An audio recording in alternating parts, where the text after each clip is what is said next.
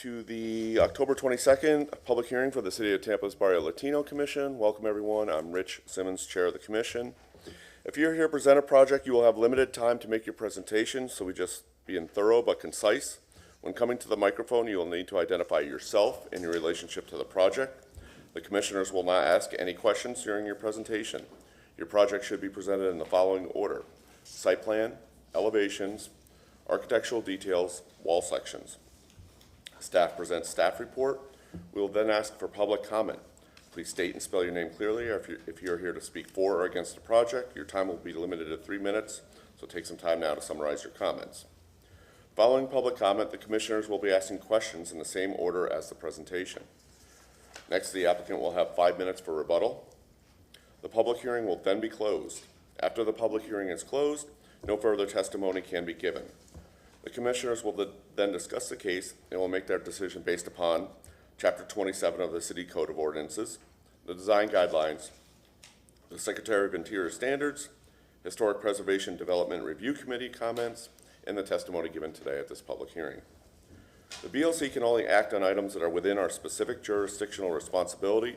Owner agents are independently responsible to obtain any appropriate permits and/or approvals. If you haven't already done so, please silence your cell phones.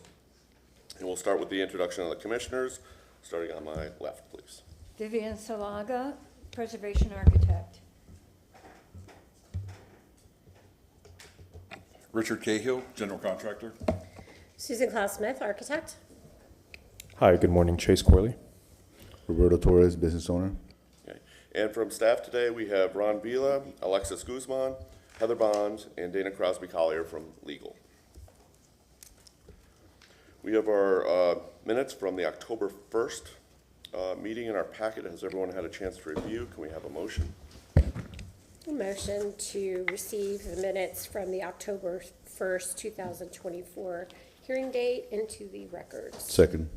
All in favor of said motion, say aye. Aye. Opposed? Motion carries. Mr. Vila, some announcements, please. Good morning, everybody, and welcome today's public hearing.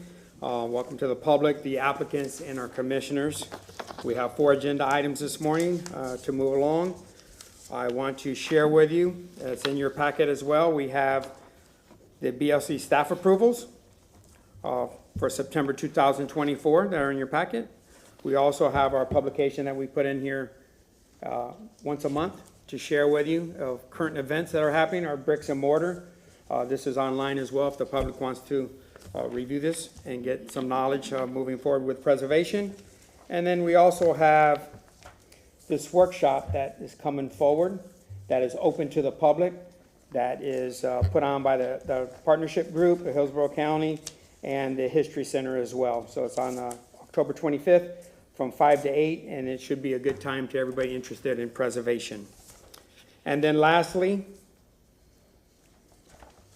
we have this workshop that is also open to the public. It's to share some knowledge with some preservation tools that we have. We have different speakers. It's not going to be that long of an event, but it's something that if you're following preservation that we have a little bit more knowledge to share with you. And if you need more information, you could call the office to find out exactly what's happening here. Moving forward, we have a segment that we'd like to share with you too. It's preservation in progress, some current events as well that is happening, and Heather Bonds is going to share that with you this morning. All right. Pull up PowerPoint, please.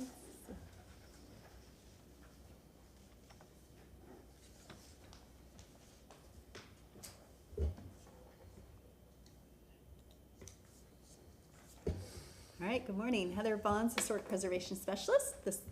This morning I'll be presenting the Preservation in Progress. It is the John F. Germany Library and Auditorium. It's one of our new local landmarks.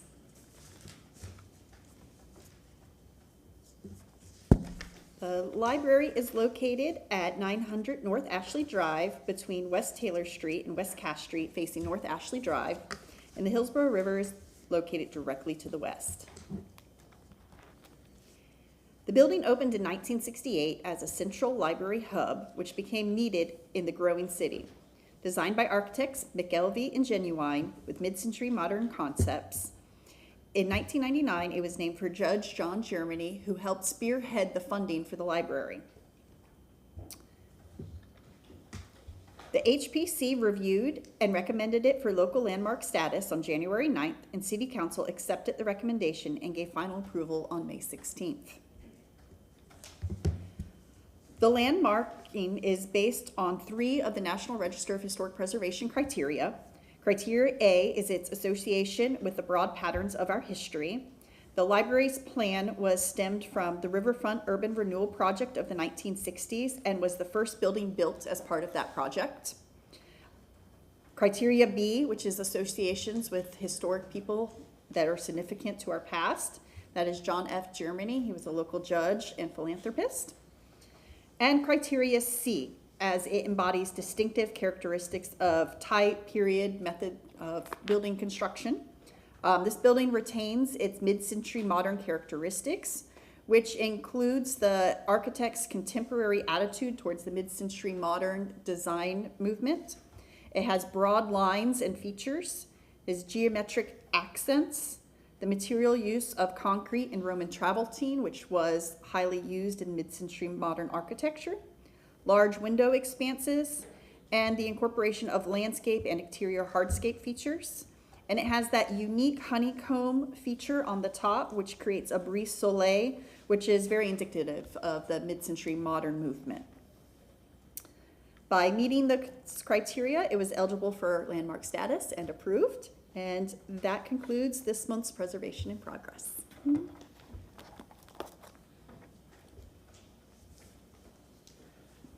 Commissioners, moving along the agenda, at this time we'll have legal, interject conflicts of interest and ex parte communication.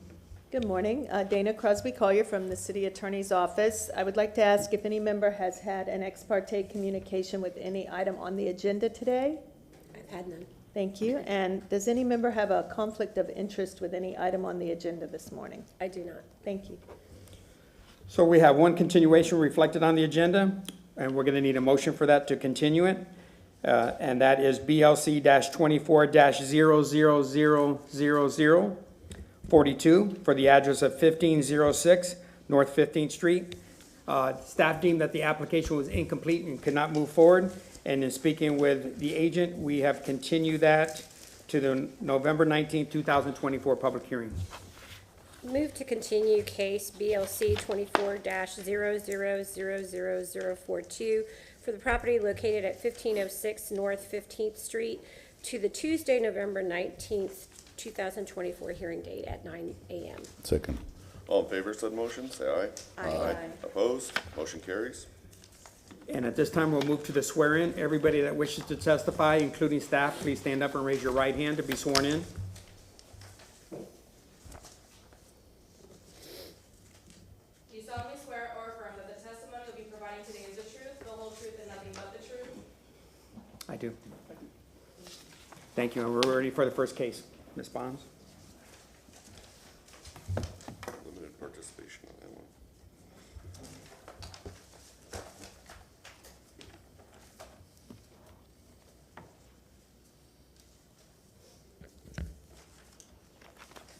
Good morning, Heather Bonds, Historic Preservation Specialist.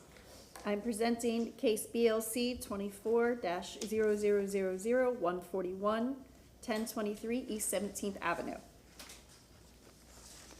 This is a request for a certificate of appropriateness for new construction and accessory structure and site improvements. The owner and agents are Kimberly and Richard Hedlund. And I'll present the photo presentation now. The site subject is located in the Ybor City Historic District. It is a contributing structure as delineated in the gray. It is located on the south side of 17th Avenue between 10th Street and 12th Street. Here you see the 1929 Sanborn map. It is a contributing structure. Also note the original auto building labeled A on site. You can notice the footprint and the location of that auto building. Here is the subject site. It's a Craftsman bungalow built circa 1926. This is the front north-facing facade. This is the east elevation This is the driveway, which runs along the east elevation. The south side elevation, which is the rear of the building. And the west elevation. This is the property directly to the west. This is the property to the east, which actually faces 12th. It's a corner property. The property across the street to the north. Looking east along the street, and then looking west. This is the current accessory structure. It is non-contributing and not the original auto structure that you noted in the Sanborn map. It's in a different location and a completely different footprint. As a non-contributing structure, staff can administratively issue a CA for its demolition. So today we'll be looking at its replacement. So I'll now ask the applicant to come up and provide her presentation.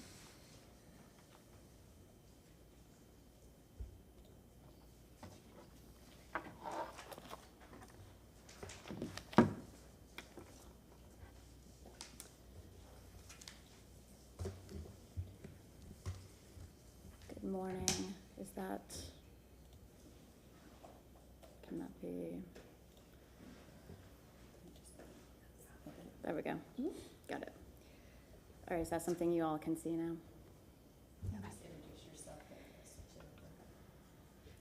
Hi, good morning. Kim Headland, owner and architect of this particular property.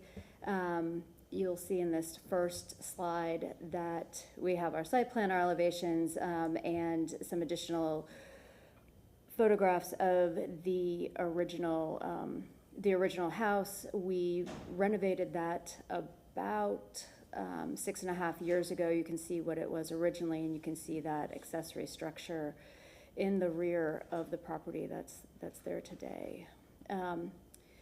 So one thing we took a look at when we were designing this accessory structure is kind of the pattern throughout the several adjacent blocks. You can see here, it's very, very small, it's hard to see, so we went ahead and bumped it up. The neighborhood has a large amount of accessory structures, and a good amount of them were actually metal clad historically. So you can see that indicated on the legend here, and we've gone ahead and just punched those up so you could see their location. This in red is what we're proposing at the south end of our lot. There are a few remaining today. This is one located on the 1200 block of 17th Avenue. This is actually an amazing historic house, but this was the original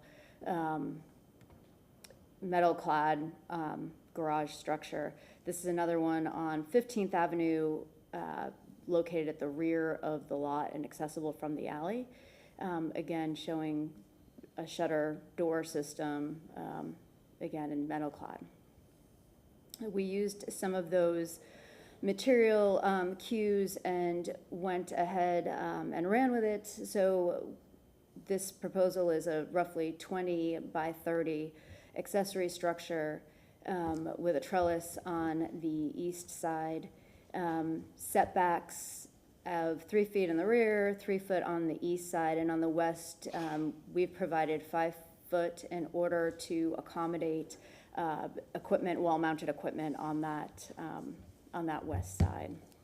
Looks like these are a little squished. We have our north and our east elevation here. You can see the pallet, again, corrugated S-deck metal panel used as the cladding for both the roof and the exterior wall system. You can see the colors being proposed, wood 3/4 light doors, transoms, and existing shutters that close over the larger openings. We are proposing aluminum clad wood windows that match what was used on the original renovation of the main house. The south and the west elevation shown here, you can see the equipment mounted on that west side. And then our wall section, it is a CMU building with the SDEC metal panel system and exposed rafters, and again, the metal panel, the metal deck system. Here, you can see the aluminum clad wood windows. Again, pretty standard slab on grade construction. And I guess I will leave it at that. It's fairly straightforward.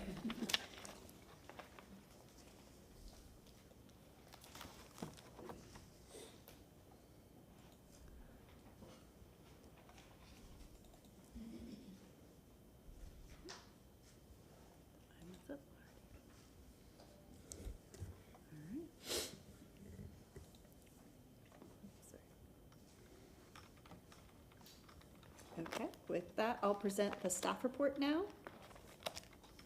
All right. Historic Preservation found that the application is complete. The proposed plan meets the Ybor City Design Guidelines for new construction in scale, massing, height, orientation, building form, setbacks, alignment, rhythm, and spacing.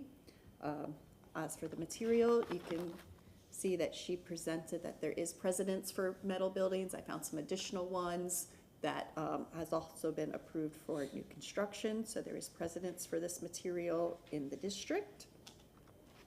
The other departments also reviewed this per our process. There were no objections. The only comment is that due to the height of 22.5 feet, design exception is required, and she'll need to go through that process to get that final approval.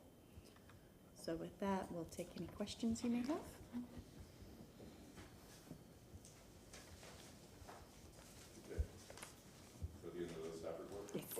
Anyone here from the public wishing to comment on this case? Seeing none, we can start with some questions of the applicant, starting with Ms. Alaga.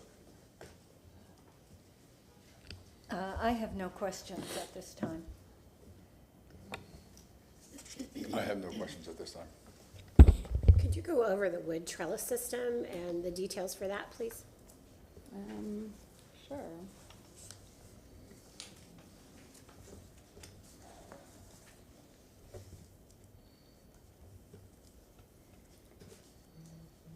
We've shown just a fairly standard, you have 2 posts, again, 6x6 posts, 2x8 members. You can see them in elevation. There's nothing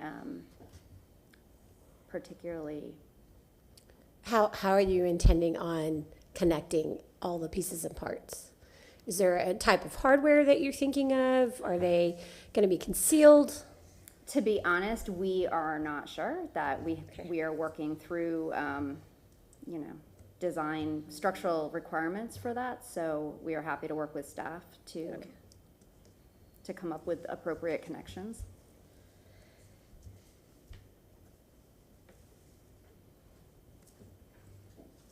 Right now, that's it for my questions. Thank you. I have no questions. I have no questions. Actually, sorry, coming back to an item on the list I overlooked. The parking, how's that actually going to be managed? Are you staying forward of the fence, or is there going to be some allowance for parking behind the fence, the gate? Let me go back to the slideshow here.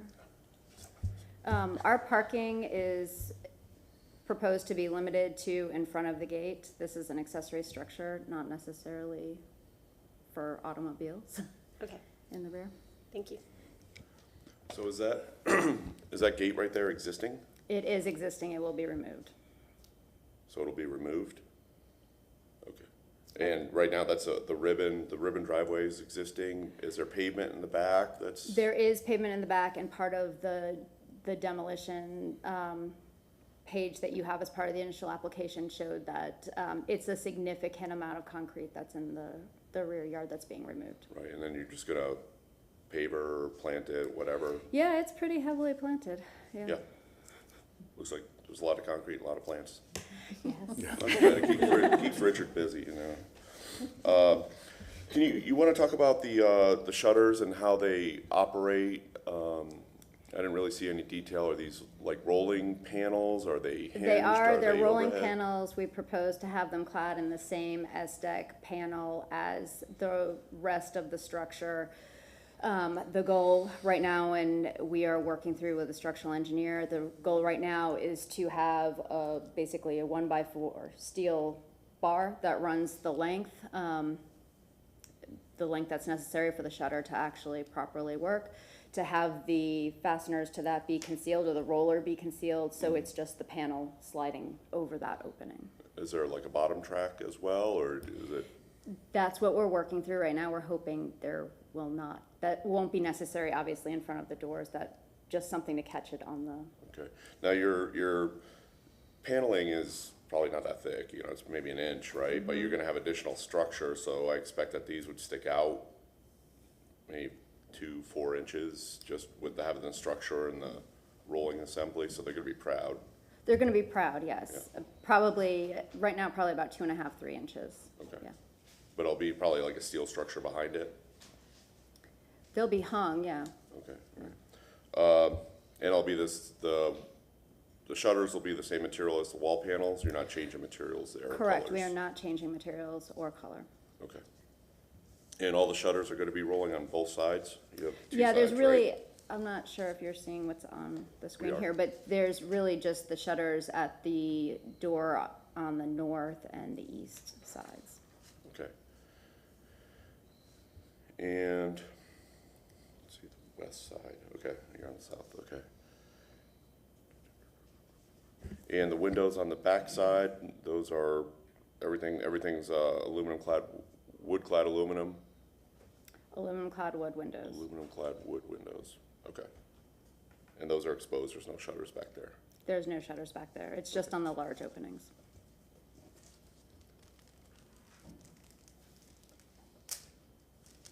Okay, I have no further questions. Anything else? Okay. We're gonna go ahead and, you have a few minutes if you want to summarize or rebut anything, and then we're gonna close the public hearing. Okay. We're gonna go ahead and close the public hearing, and we can have discussion on the case in front of us, or Mr. Torres. I particularly don't like the exterior material. I think they should have matched to the house, but that's my personal preference. But we need like 1,000 more. Affordable housing is just what we need. I mean, the density, if they can stack 10 on top of these, that would be cool. But yeah, this is a great addition to the neighborhood. I love it. It looks great. Yeah, no complaints. Yeah, I have no comments.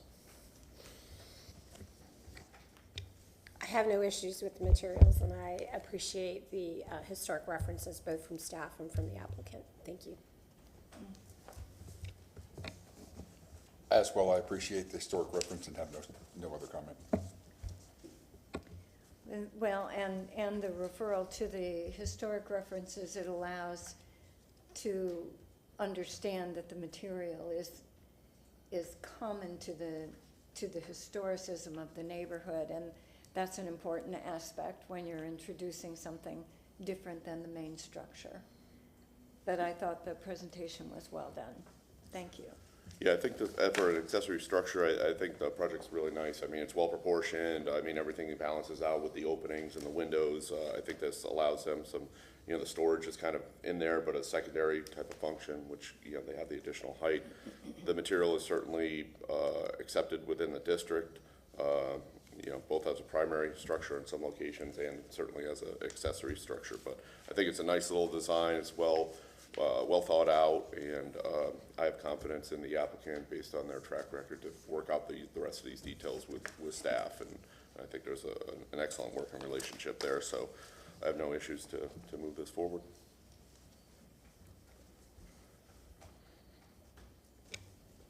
Who wants to take a shot at a motion? If there are no other comments, I will take a stab at it.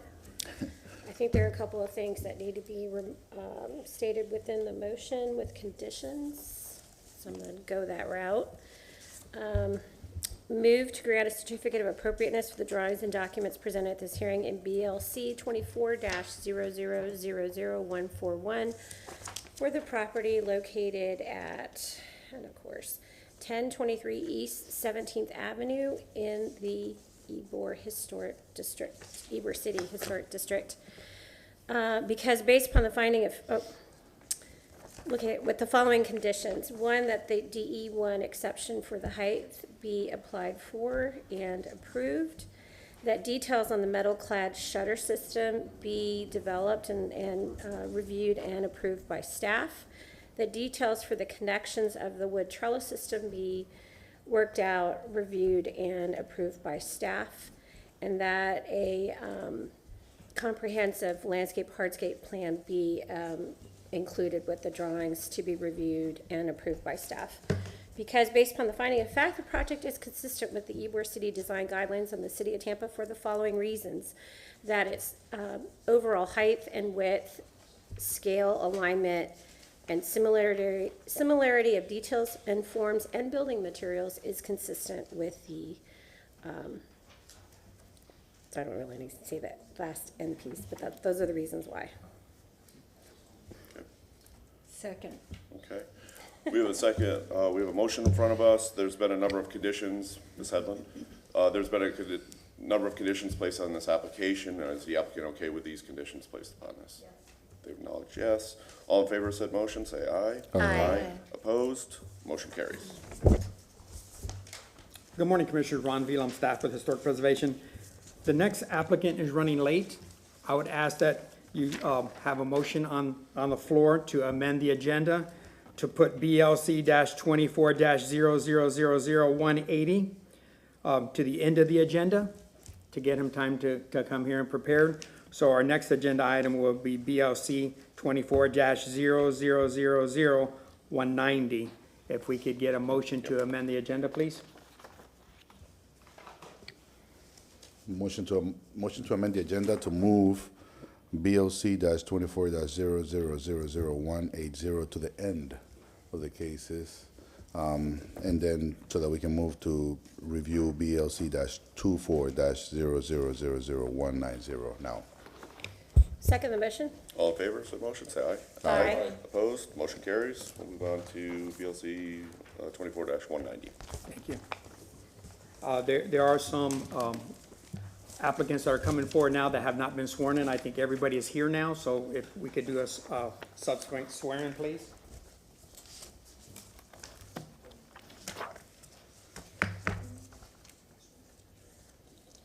Anybody else need to be sworn in? Braxton, are you going to speak today? Yes, I am, just for, Please raise your right hand for me. Do you solemnly swear or affirm that the testimony you'll be providing today is the truth, the whole truth, and nothing but the truth? yes, ma'am. Thank you. Heather Bonds, Historic Preservation Specialist. Now presenting on BLC 24-00000190, at location 2512 Avenue República de Cuba. This is a request for a certificate of appropriateness to replace wood siding and wood trim on the window. The owner is Valerie Mahavir and Derek Jennison. The agents are Megan Cochran and Braxton Kimberly. I'll present the photo presentation. The subject site is located in the Ybor City Historic District. It is a contributing structure as delineated in gray. It is located on the west side of Avenue República de Cuba between 14th and 15th Street north of the interstate. Here's the 1929 Sanborn map. This is the subject site. It's a craftsman bungalow built circa 1908. This is the front east-facing facade. The north facade, the south side elevation, and the rear of the structure. This is the rear yard. As a corner property, it backs up to the south side of the property. This is the property that faces 15th Street to the rear. This is looking west from the corner, and the home's running along 15th Street. This is the home to the north across the street. Note you all approved this to be moved to this lot. You can see it's undergoing its renovation right now. Looking north from the corner, across the street is the Ybor School play lot and a vacant lot. And looking south towards the interstate. This is the home directly to the south, the neighboring property. And now I'll ask the applicant to come up and present their request.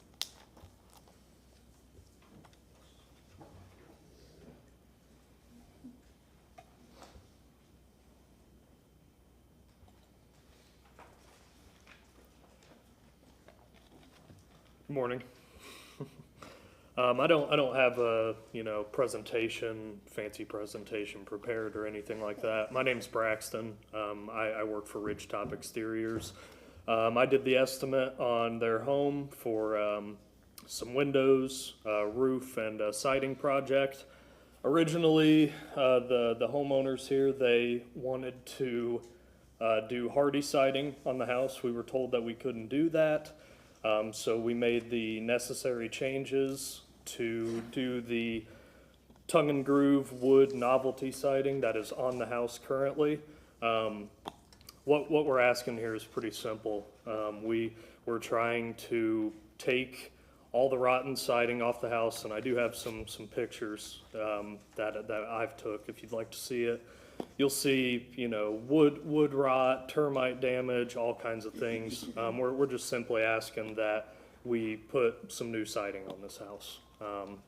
They are going to speak a little bit on their behalf, but that's pretty much all we're asking here. We want to put some siding on the house. I have pictures to prove there's no plywood behind the siding, which if you look it up, that is against Florida building code. I know there's been some discussion about we can only replace 25% of each elevation. Personally, that doesn't make any sense to me because then the house wouldn't be up to code. So I don't know if you want them to see these pictures or the sample of the siding or. Put them on the screen and continue to Right here? speak about them, yes. Alright, so this is the sample of the siding, okay? It's a tongue and groove siding, basically the exact same thing they have on the house there. And I'll throw a couple pictures in here. So you can see, this was the initial visit that I made out to the house. So you can see, that there's siding falling off the house, there's siding peeling back. If you take a look at this picture, anyone that's seen any framing before can, pretty much tell right away that we might have some termite damage going on. There's no plywood behind this siding. Not only that, but there's no water barrier behind the siding either. So I know they're going to speak about it a little bit as well, but I know they've had a problem with, getting critters in the house and ants and, some other things, some other issues that they've been having go on. But again, what we're asking here is pretty simple. We want to take this siding off. We want to re-sheet the whole house with plywood, put a water barrier on there to protect said wood, make any, framing replacements that we need to make. And at the end of the day, we're replacing it with what's on there already. So that's pretty much all I have to say. If you guys would like to say your piece. Sure. My name is Derek Jennison, owner. This is my wife Valerie Mahabir. So we've had some moisture issues already in the house where some of the inside of our rooms where you can see some binning of like the drywall. And we just feel like we would like the full structure to be sided because we got lucky with the last two storms as well. And we're putting new code-based windows that are hurricane protected as well. We want to keep the aesthetics like it is for the neighborhood, but just properly so that this home lasts for a long period of time. I don't know if there's anything else you want to add. Yeah, the other thing I'd like to say just real quickly is, you know, they purchased vinyl windows and hardy board siding from us. We were told that we couldn't do that. They have been very accommodating to, you know, the Ybor City Council, Ridgetop, who I work for. We've changed everything to, you know, real wood windows. We've gone out of our way to get this, you know, novelty wood siding. The profile on it even matches exactly what's on the house. They're gonna paint the house, you know, a similar color. You know, at the end of the day, we're just trying to update the structure of this house. One last thing I'll note Yeah. too is that we've had issues of fleas, you know, termites, rats coming into the home, not just from the crawl space, but we're thinking possibly through the siding as well. And we would just like to have the additional barrier from anything external coming inside practically, while keeping the aesthetics of the home. Yep. Anything else? You wanna say anything, I think Valerie? the last thing, it's a 1908 home. I don't think there's been much done to the exterior since. We primarily started this project because we wanted to put the hurricane grade windows. Excuse me, ma'am, were you sworn? No, we weren't. In order to provide testimony, you Okay. need to be sworn. Okay. Please raise your right hand. Do you solemnly swear or affirm that the testimony you'll be providing today is the truth, the whole truth, and nothing but the truth? Yes. Thank you. Sorry. We primarily started this project because we wanted to put the hurricane grade windows to protect the home and not have to worry about boarding up whenever there's a hurricane. We started this back in March. Since then, we've had 2 major hurricanes. That was very stressful, and so it's put a lot of strain on the home. We do see moisture that leaks through inside the house. We've had paint peeling on the house. We've done the repairs. It's kind of frustrating because we see a lot of homes on our street that are being torn down and new builds. The home right behind us has just been torn down, and we're just trying to preserve because craftsman style homes like this are very rare. The high ceilings on the inside, I just don't see anything like it, which is one of the reasons we bought it and one of the reasons we want to maintain what's there.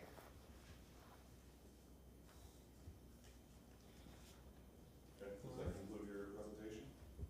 Yes, I think so. Do they need to see the sample or? We can leave it up here, they may ask when they ask. Yeah, sure.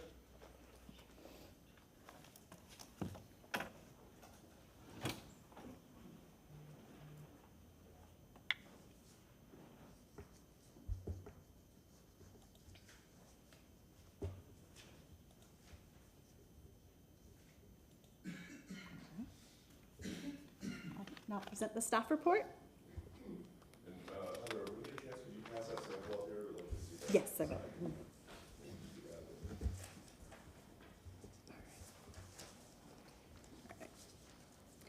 As the applicant mentioned, there is damage to the structure's siding. Our standards do allow for deteriorated historic materials to be replaced in kind. However, requests to replace more than 25% on each facade are elevated to board review. If it's under 25%, we can review that at administrative level. Over 25%, including full sale replacement, comes to the board. So that's clarification on that process. It is in the BLC's purview to determine if the entire structure should lose all of its historic old growth wood. Staff's visual inspection assessment did not support full replacement.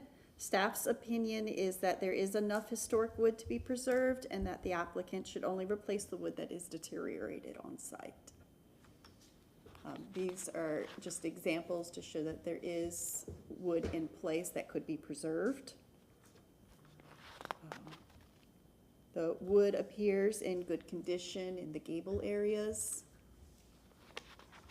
And again, on the side, areas of little concern here on the front facade. One of the main concerns with replacement for the board to consider is the multiple size and profiles of wood used on this structure. Using the wrong profile would disrupt the historic integrity of the property. The main body has 1x8 channel lap, tongue, and groove siding. The gable has a thinner shiplap tongue and groove profile, and the venting has vertical spaced thin boards. This is what was provided for staff's review. The only example we've been provided with is the 1x8 wood siding replacement. Their measurements to add the entire structure, they do not include the other wood profiles in the application for our review. The corner boards or other wood trim was also not addressed to support the motion of removing all of the siding. And they also mentioned window replacement. That was not in our scope of the work proposed. I just caught that in their presentation, but that is not part of this review. Here is the gable and vent, which features different wood profiles than the 1x8 siding. We want to make sure that if a motion is made to remove all the siding, that it goes back exactly as is. So they need to address these other wood profiles. This is the beadboard underlayment or in the ceiling of the porch. We want to make sure that is also preserved or replaced in kind.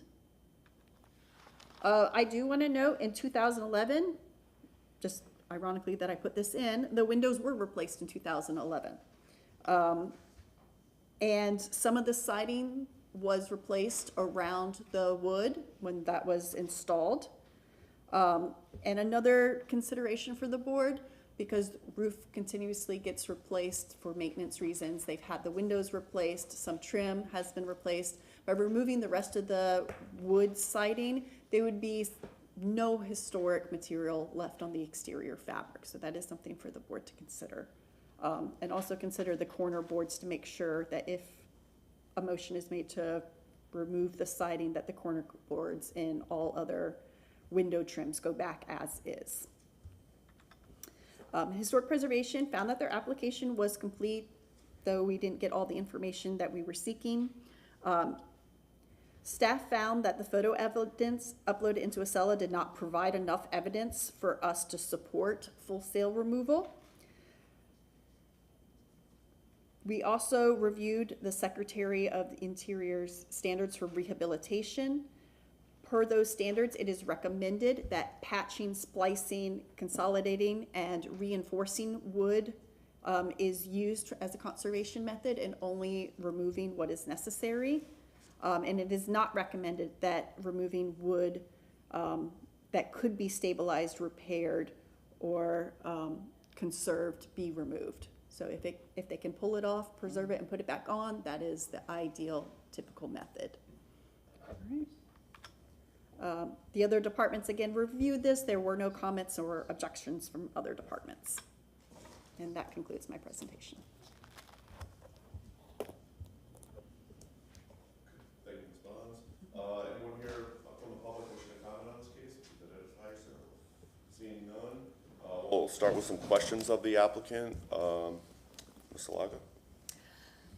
Yeah, I would like someone to comment on or maybe expand on the issue that was brought up relative to the sheathing and the waterproofing underlayment relative to code compliance. I'm not familiar. I should be, but I'm not, and I'd like to Questions for understand the applicant? Yeah. why, how that factors into your decisions. So you're asking about Florida building code and the plywood and so, is that correct? Is that what you're Correct. asking? So the point I'm trying to make here is, you know, you guys have the rule of 25% or whatever. How does it make any sense that 25% is repaired with plywood, therefore 75% of the house is not up to current Florida building code, which requires a flat backer board, in this case plywood, to be behind the siding to ensure the structural integrity of the siding? But as I understood, the 25% rule only applies that they could do a staff approval if it was 25% or less. If it goes over 25%, then it comes before this Yeah. board, which has nothing to do with no relationship to the sheathing and the waterproofing I'm issue. just talking from a contractor's perspective, and we have to do things according to building code, so that's just why I mentioned that. But if you were repairing and replacing the siding, and you were replacing portions of it, as you're suggesting, you would be putting plywood and waterproofing under there, then you've got a surface condition that goes, that is uneven, and it would not, it just would not be logical to do that. You're kind of proving my point as to why the whole house needs to be done. Well, can someone on the board? We'll get We into that can't discussion, but provide let's testimony. stay on, let's All stay right, on questions that's right the now, and then we can have questions. All right, discussion. Good. And I too made notation of the fact that windows were mentioned as a part of the, project, but yet none of the application information included references to windows. Yeah, the So I windows. would just like to make that point. Yeah, the windows have already been approved.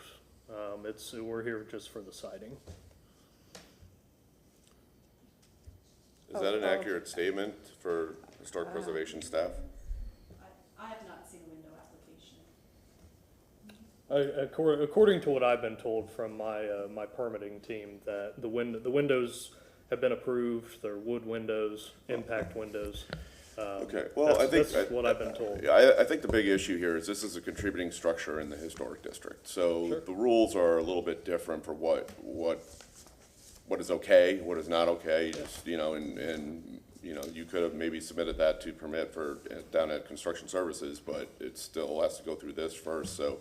I think with any time you replace windows for a contributing structure or siding, it comes before us for approval, and I'm thinking that I'm not, you guys don't understand what you've got in front of you right now. There's a limitation of how much siding can be replaced. This is a contributing structure. These materials aren't made anymore, and our role for historic preservation is to keep historic materials and structures in place as long as we can. I just don't think you guys understand the process of what this is for being a contributing 1908 structure within the historic Is district. there a way that I can So- summarize it or talk to them or not really? Or? Well, yeah, I think staff has probably gone through and done that and talked them through Yeah. the process, but, I don't think the evidence that we have in front of us, Right. for Secretary of Interior standards, there's a Right. 20, it's a replacement of kind, or repairing. I mean, Right. first thing you want to do is repair and restore and Right. rehabilitate your existing structure, and they just want to do a complete Gut job. removal. Yeah. As Ms. Bond stated, if there's no Yeah. historic fabric left, but once they remove the siding, Right. windows have already been changed out once in 2011, from what I'm hearing, and they want to change out the windows again. And they want to paint the house, and I didn't even hear, when they're talking about painting the house, Right. well, there's certain colors that are approved within the Right. historic district too, so there's a bunch of red flags that are going here, Yeah. on here, so, I know this is still the point that we're asking questions of the applicant, but I'm Yeah. not hearing the information that is consistent with what we need to see within the historic district at this point in time. And, I think, speaking with the applicant, I'd say you probably need to get a design professional involved here that understands the process of working with it. I think your intentions are good of what you want to do to safeguard the house and seal it up, but this isn't the right way to do it. May I Right. ask some questions, please? Just as a matter of point, to enter some things into the record from the applicant's point of view. How many projects have you done within a historic district within the city of Tampa? As a company, Ridgetop has done several.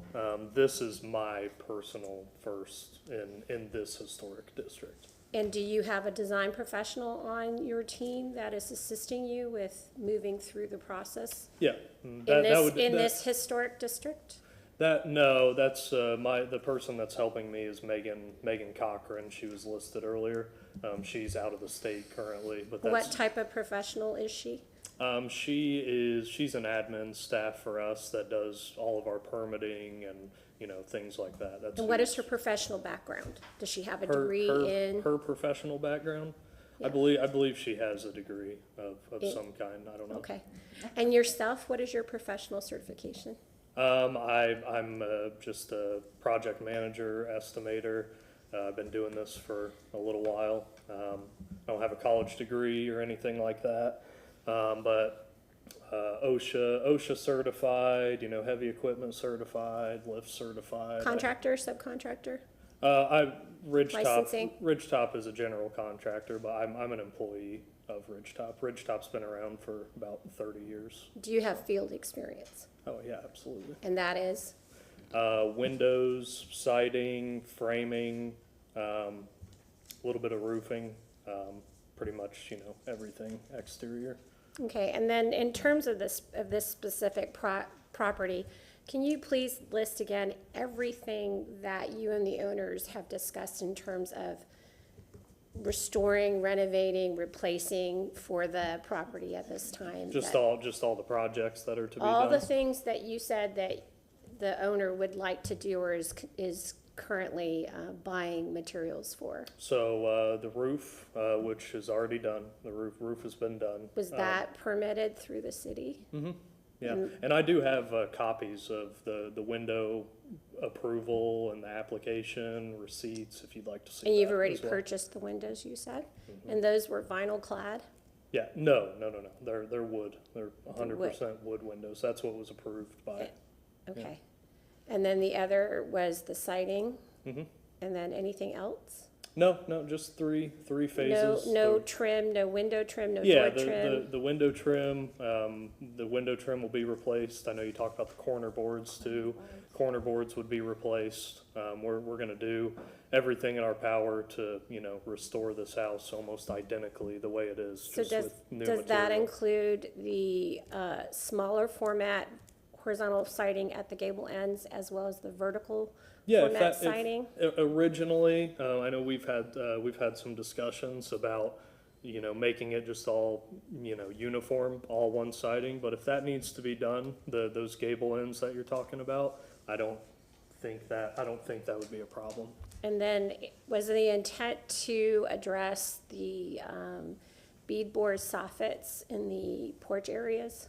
No, we, as for the porch soffit, that will not be done. The soffit with the rafter tails coming out, nothing will be touched there. And then I know the gable vents were mentioned, the ventilation, we're not planning on touching that. And then in either. terms of the raised structure openings, are you intending to address I think they're trellises currently that are covering those openings, is that correct? I'm sorry, I'm not exactly sure what you're talking about. Or does yours go all the way down to the ground? Can we look at an image of the house, please, of the main structure? Thank you, Heather. I'm in your way. I may be misremembering. No, I'm correct, if you go back to that image. So correct, this is the property from 2011-12 era, and it was painted a different color, obviously, but this is that property. It is. Okay. So I'm speaking to the wood trellis pieces that are covering the openings between the stem At the foundation. foundation. Oh, yeah, the lattice work on the bottom, that'll all stay the way it is. It'll stay the way it is. The siding can't go all the way to the ground. Understood. Yeah. I just want to be sure of what the intent is, what you've discussed with Yeah, the sure. owners, and the full scope of Sure. what you intend to do for this project, Mm-hmm. for this property at this time. Whether or not it's detailed in our application, we as a board, as our chair said correctly, is there are a lot of things that we review, and so just want to understand what the current intent is. Yes, ma'am. Okay, those are all my questions for now. Thank you. Okay. Just wanted to confirm, when replacing the 22 square damage sidings, is that in one specific area, or is it multiple places on? Well, what we're here today, the 22 squares would be the whole house. That's the point. That's why we're here today, is we're trying to get. But I mean, the whole house damage in. that, sorry, to re-say this, the damaged wood siding, is that like one specific place though that's actually damaged on the There's- house, or? In my opinion, there's damage on pretty much every single wall, so. And the photos that were in the presentation, that was just one side though of the house, right? There was a couple, a couple of the photos I showed were from a couple different walls. And I know they showed this side that you're seeing right here, if you can see it, I don't know. This side has some damage, as well as the other side, that would be the left side of the house, has the most damage. That's where I believe we're getting some water intrusion, fleas, potentially some termites, stuff like that. Okay. But almost every wall has damage, yes, sir.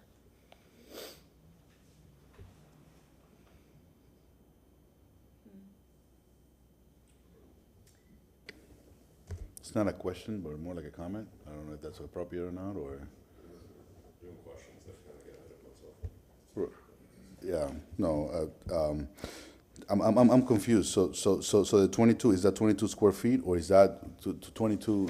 If you're unfamiliar, 1 square is 100 square feet. Got it. So 22 So that's squares the whole would be house. 2,200 square feet. Right. Yes, sir. So I know this is incredibly frustrating for the homeowners. The best way that I can illustrate it is that you bought a very old antique car, and replacing the entire sheet metal will be replacing the entire car.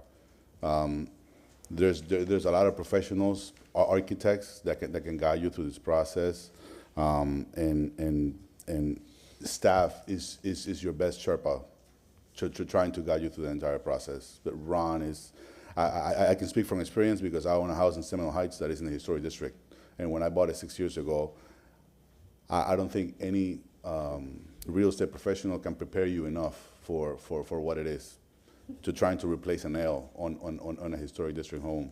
It's not necessarily frustrating, but there is a process, and this is what this is. This is just a process. So just bear with us. We're not the bad guys here. I don't think anybody wants to do anything harm. I think you guys are trying to protect your property and your family, and we want to walk you through that process. Yeah. The application says you're replacing just the window trim, but we are discussing replacing all the windows as well? Yeah, the windows will be replaced, as well as the window trim. They would have to be replaced. Do you have an example or a sample of the window? The window, no, I do not with me. It's like I said, that's already been approved. I have. Do you have a sample of the wood trim? No, I don't on me, no.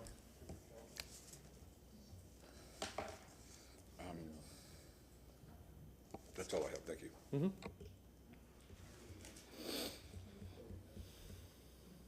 So, for your profile here, so, Commissioner asked about what you're planning on replacing and clarifying. Can you, on the gable ends, are you replacing that as well? We are planning to, yes. Okay, but that's gonna be a completely different profile, because it doesn't match If it what's out needs to there. be, absolutely. We'll replace it with what's on there right now. Okay. And, I mean, you're doing a significant amount of work. I mean, you're basically taking the whole historic fabric, not only the windows, which, is questionable because they were replaced before, the roof, the siding, so, I mean, it's a complete, renovation of a contributing structure. So it's something that we take seriously, so. Sure. I don't have any other additional questions right now. Anyone else? I have just one more question. Did you have an opportunity to meet with the staff, or who was it that met with the staff to discuss the project? I discussed it with this gentleman once, Okay, a couple times over the phone, but I met him on site personally. okay. Okay, you have a few moments if you'd like to summarize any of your comments or rebut any of the things that we discussed, and then we're gonna go ahead and close the public hearing, at that point. No, I don't. Do you guys have anything you'd like to say or anything? Nope, we're, just at the end of the day, we're trying to make this house more structurally sound. That's what we're trying to do here, so, we appreciate you guys' time. Okay, thank you. we're gonna go ahead and close the public hearing, and we can have discussion amongst, on the case amongst ourselves. Vivian, would you like to get us going? Well, goodness, it appears to me that there has been a miscommunication on the part of the application and the meetings with the staff, so that the understanding of the extent of the work had not previously been clearly communicated. And I would suggest that we ask the applicant to revisit the application with the staff, understanding the full scope of work. There have been comments made about that windows have been approved, but we don't know by whom. And it would appear that it was not a staff approval of the windows, since they don't know about it. And, pardon me? And they're the ones that approve it. Right. Well, from a historic preservation process, the other thing is the roof. They mentioned the roof being approved, and that hasn't been reviewed by staff either. Well, but normally roofs might, well, I don't. It would still have to, it'd be a staff level. Getting the. You know, Right. if they're gonna do a direct replacement, it could be a staff level Right. approval. It might not come in Right. front of us, but Right. there's, you It know, would be like, a if we look staff, at our right. application, there's no previous action on this property. Right. So, And there are two anyway, permits. I would There's a suggest historic permit and then a construction permit. allowing them a continuance to be able to sort these issues out and return. I would agree. I wanted to comment on your question about the building code and allowances and things like that. One, there are several different portions of the code that come under purview here, and one of them is called the existing building code.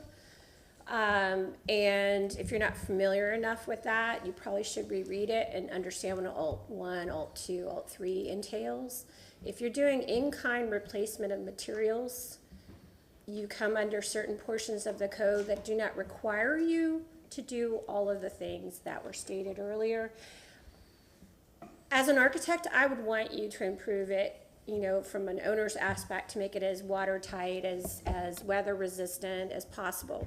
However, as a historic preservationist fan and someone who's actually worked in this area professionally, you have to be very, very careful when you are working in historic properties, especially when they're contributing to a national district and a district that is well recognized. And there were allowances within the code. It has to do with feasibility from a financial as well as a technical standpoint. And this is why having a design professional who understands the scope of our building codes, especially here in Florida, our own city ordinances, specifically regarding our historic districts and historic properties, on your team. You want the technical, but you also want the design perspective. And an architect can bring that to you, and will guide you and the rest of your team, who may not necessarily be as experienced in this area as some others might be. I don't think that you have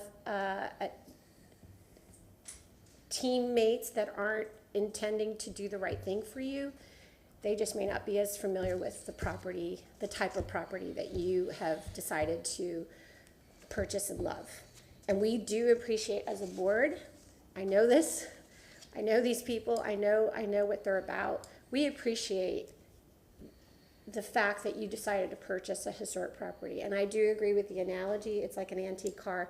You have to be careful. If you replace too much, it's no longer a contributing structure, and it puts it at risk for demolition. So once you start to take away all its characteristics, it puts it in that realm. And I just wanted to make that statement. There are allowances within code, and you really do need to bring another voice into your team.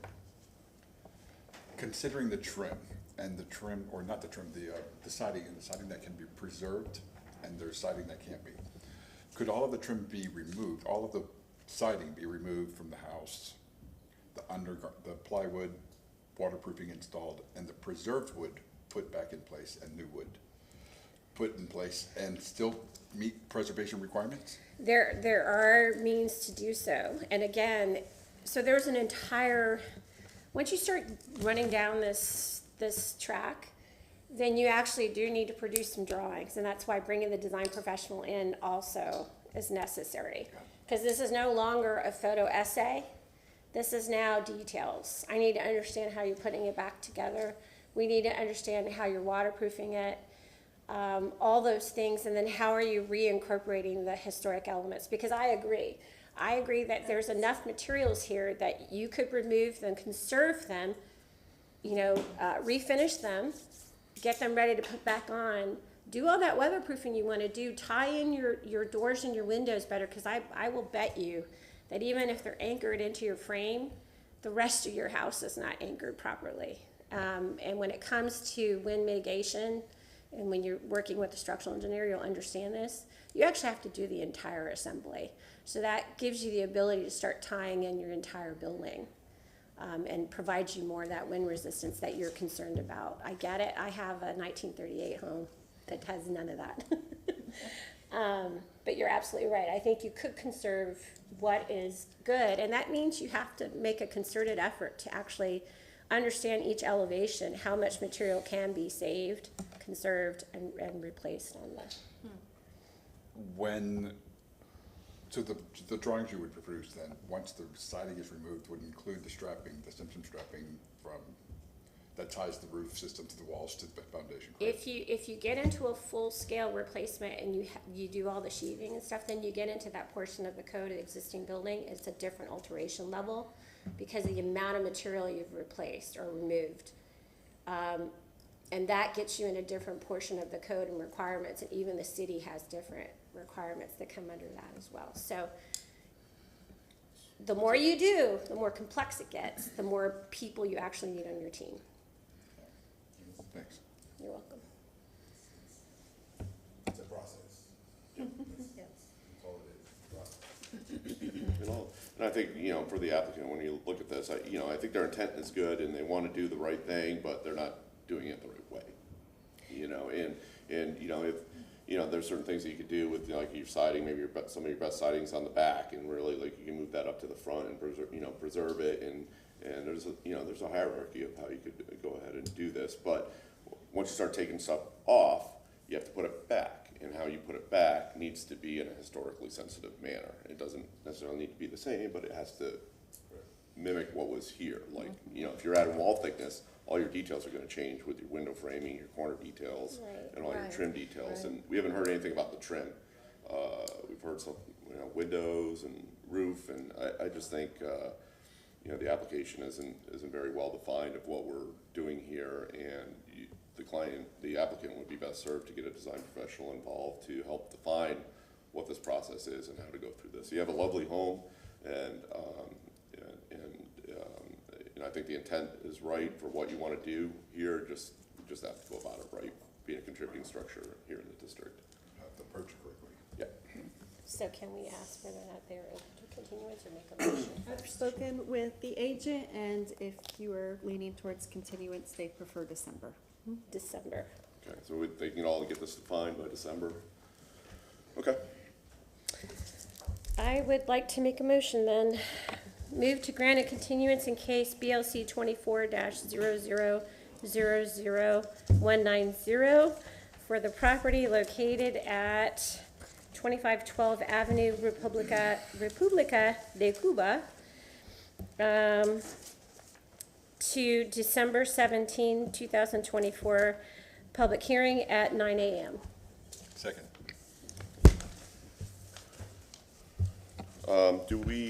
Dana, do we need them to acknowledge the continuance and the conditions? Okay, so they've already kind of agreed to that, but since there's an active motion here, we'd like the applicant to confirm that they are okay with the continuance and that they have acknowledged the conditions and discussion that we have had up here in directing your updated application.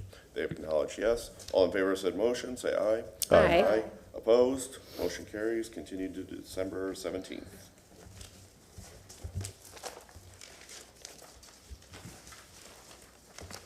Good morning, Commissioners. Ron Vila, I'm a planner with Historic Preservation. Our next agenda item is BLC 24 196. This is for the address of 1505 North Nebraska Avenue. There is a non-contributing structure that came in front of this board and was approved, which is the Saunders Library. The underlying zoning to that particular parcel is YC2. The request is twofold this morning.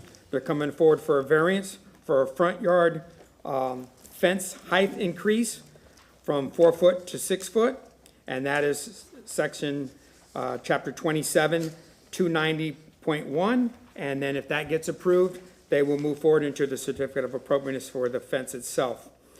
The agent is aware that he needs to do the variance portion first. He'll have 10 minutes to summarize and provide you with documentation moving forward. And at this point, I'd like to share with you the photo presentation. Property in question is highlighted in the green. This heavy bold red line is our district boundaries. It's on the southern portion of the Ybor City District map and to the west. This is Nebraska Avenue here.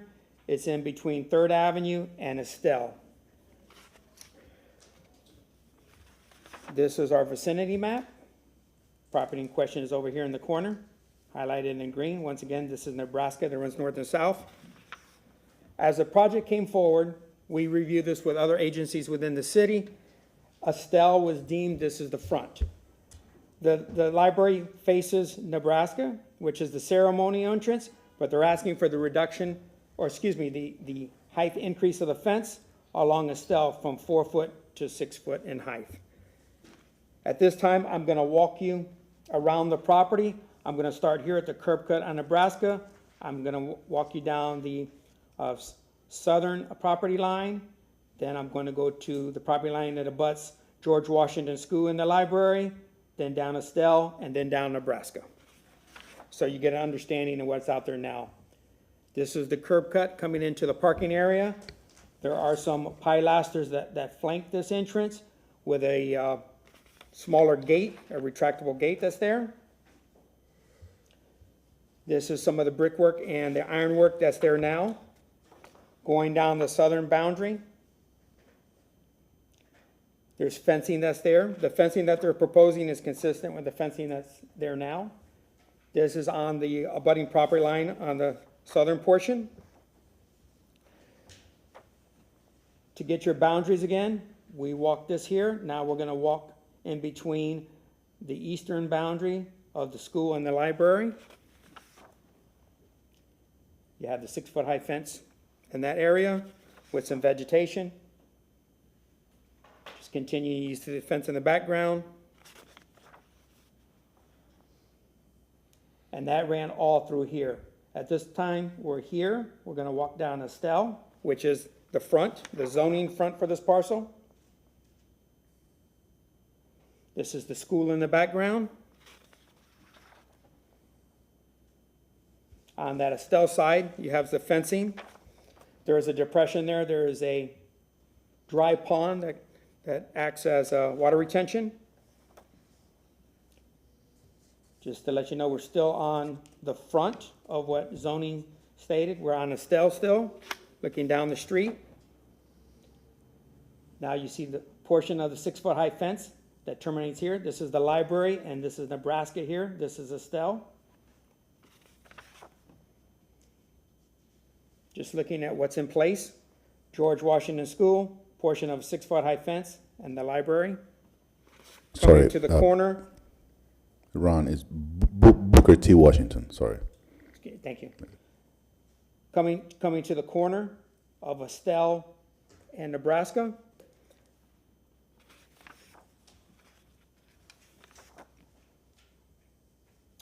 And coming down Nebraska now. This is the ceremonial's front that faces Nebraska. And this is the perimeter wall that's in place at that vehicular entrance.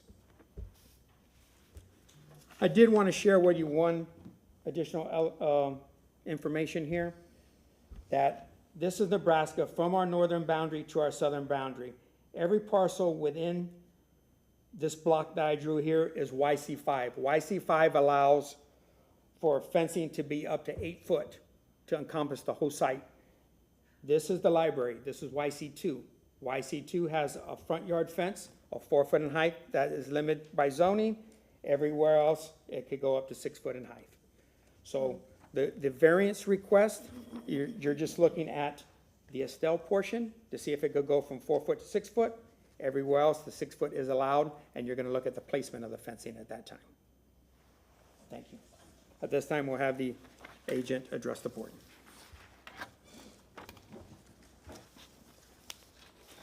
And so you can follow along, the hardship criteria is in your packet as well.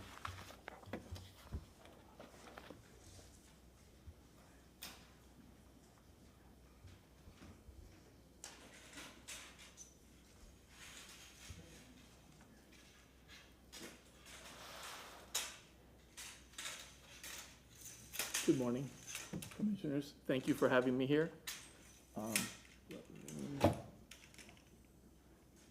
Ron told me to come prepared, so I not only have a PowerPoint, but I also have some boards. Excuse me, but being a librarian, sorry, my name is Julio Granda, and I'm with Hillsborough County. I'm representing Hillsborough County. I work for the library services. And so when I created this presentation, it was more of a story.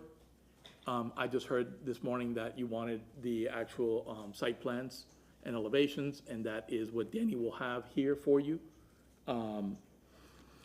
So when we built the library, you know, libraries are all welcoming environments to everybody. And we never expected to have this situation that we're in right now. That's why we built it and we designed it the way it is. Unfortunately, with the current issues that we're facing at this property and the things that we've done, that's why we're here asking for the variance for, to go from 4 feet to 6 feet. So I had some of the elevations, but Ron already walked you through all of them, and we can come back and we can talk about them. The fence that we're proposing is a 6 foot height, black aluminum, which is identical to what's already existing on the property, except it will be a stronger gauge because some of the homeless people are bending it, the existing fence, which we will repair as part of this project. These are some of the issues that we have been facing. We have a lot of homeless population living in the area, and they camp out there. We have also, they drop off garbage, they leave garbage, they defecate on the property, as you can see by the middle one there on the presentation overhead. He's urinating. We have debris. We also have, if I need to pass something out, just give it to you. We also have a lot of drug paraphernalia left behind. What you are about to receive is from last week from the Supervisor of Elections, an email that she sent to us because her staff found multiple needles with blood on the site when they came to prepare for the elections. This is an ongoing issue that we have. We probably find needles and other drug paraphernalia probably once or twice a week, and staff have to pick it up and dispose of it. What have we tried? We have tried we have 2 police officers during the day to deal with some of these issues, but at night, there's no one there. We have added cameras, and again, you have some stills that we provided of some of the issues, but there's nobody there to deal with it. We've asked the police to patrol more, and they do, but it's a losing battle. We never intended to have a higher fence because we want to be welcoming to everyone, but we also feel that, you know, this might be a short-term mitigation that we're asking for because the neighborhood might change in a few years and we can take it down. So the original plan was, and I don't know if you can see above, the original plan was to continue. This is the fence that we currently have on Estelle already, and it comes into the building right here. So we were thinking of just bringing the fence all the way down and adding a gate here so that landscaping can go into this area and further into the back of the property, and then bringing the fence all the way to where the concrete is and following the footprint of the concrete, and having 2 4-foot gates in the front, and then going all the way down Nebraska to the parking lot. Now, when I get to the parking lot, to the right side here that Ron showed, we do not have enough property to be able to run a fence on this side. So we were going to just fence in this little area here and match it to the existing fence that we already have on the property. After meeting with Ron and the rest of the City of Tampa staff, and hearing some of their suggestions, we came up with a different option. And by the way, this is the existing fence, which Ron had already pointed out, that we already have a 6-foot on a stell. And this is what the elevation would look like from Nebraska, and that would be the Estelle side. The alternative plan, or the new plan that we're actually proposing now, after taking their feedback, everything here would stay the same, but when we get to the concrete here, we would actually have a rolling gate instead of, and it would be about 16 feet, which will open up and make it a little bit more inviting. We would also indent the fence right here, allowing for this to be an open grass area, and then the rest would be the same. This is what the elevation would look like facing Nebraska, and this is the difference between the 2 elevations, between the original option and after meeting with City of Tampa staff. We do have a small brick walls, and we discussed with the City of Tampa staff that the fence would have to go in front of it, because if not, it would be used as a step to climb over the fence. We also discussed that we would prefer not to demolish it, because we're not looking at making this a permanent fence forever. We would like to, if the neighborhood changes, come back to how it was originally designed. We also saw some of our neighbors on both sides, so, down the street, have 6-foot fence. Centro Asturiano has a 6-foot fence.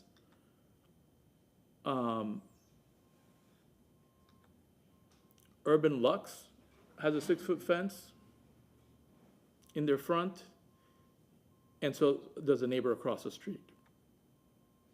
And Tampa Union Station has an even taller fence with whatever they're called. And that concludes my presentation.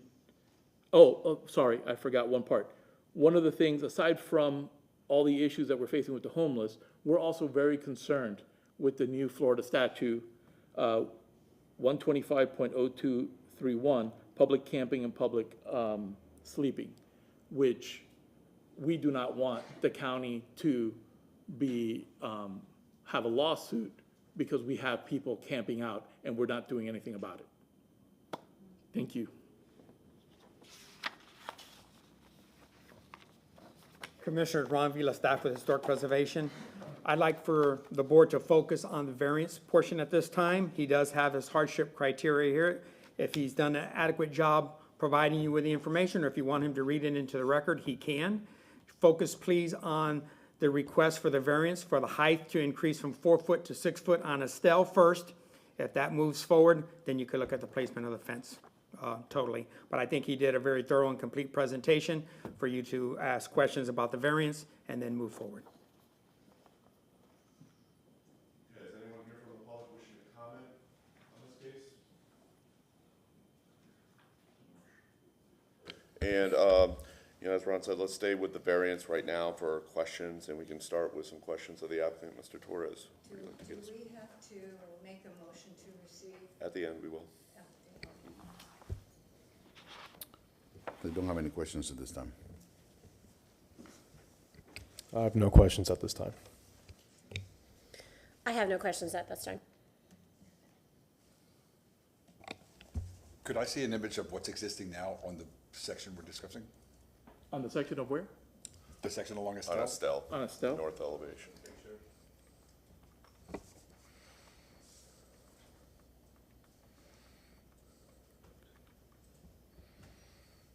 That's a part of it right there, to the right.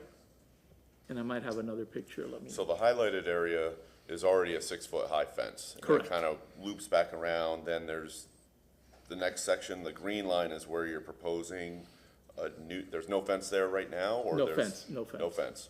Okay, so now that you're proposing from the end of the highlight down to the front towards Nebraska, that's gonna be a new 6-foot high fence if the variance is approved. Correct. Okay.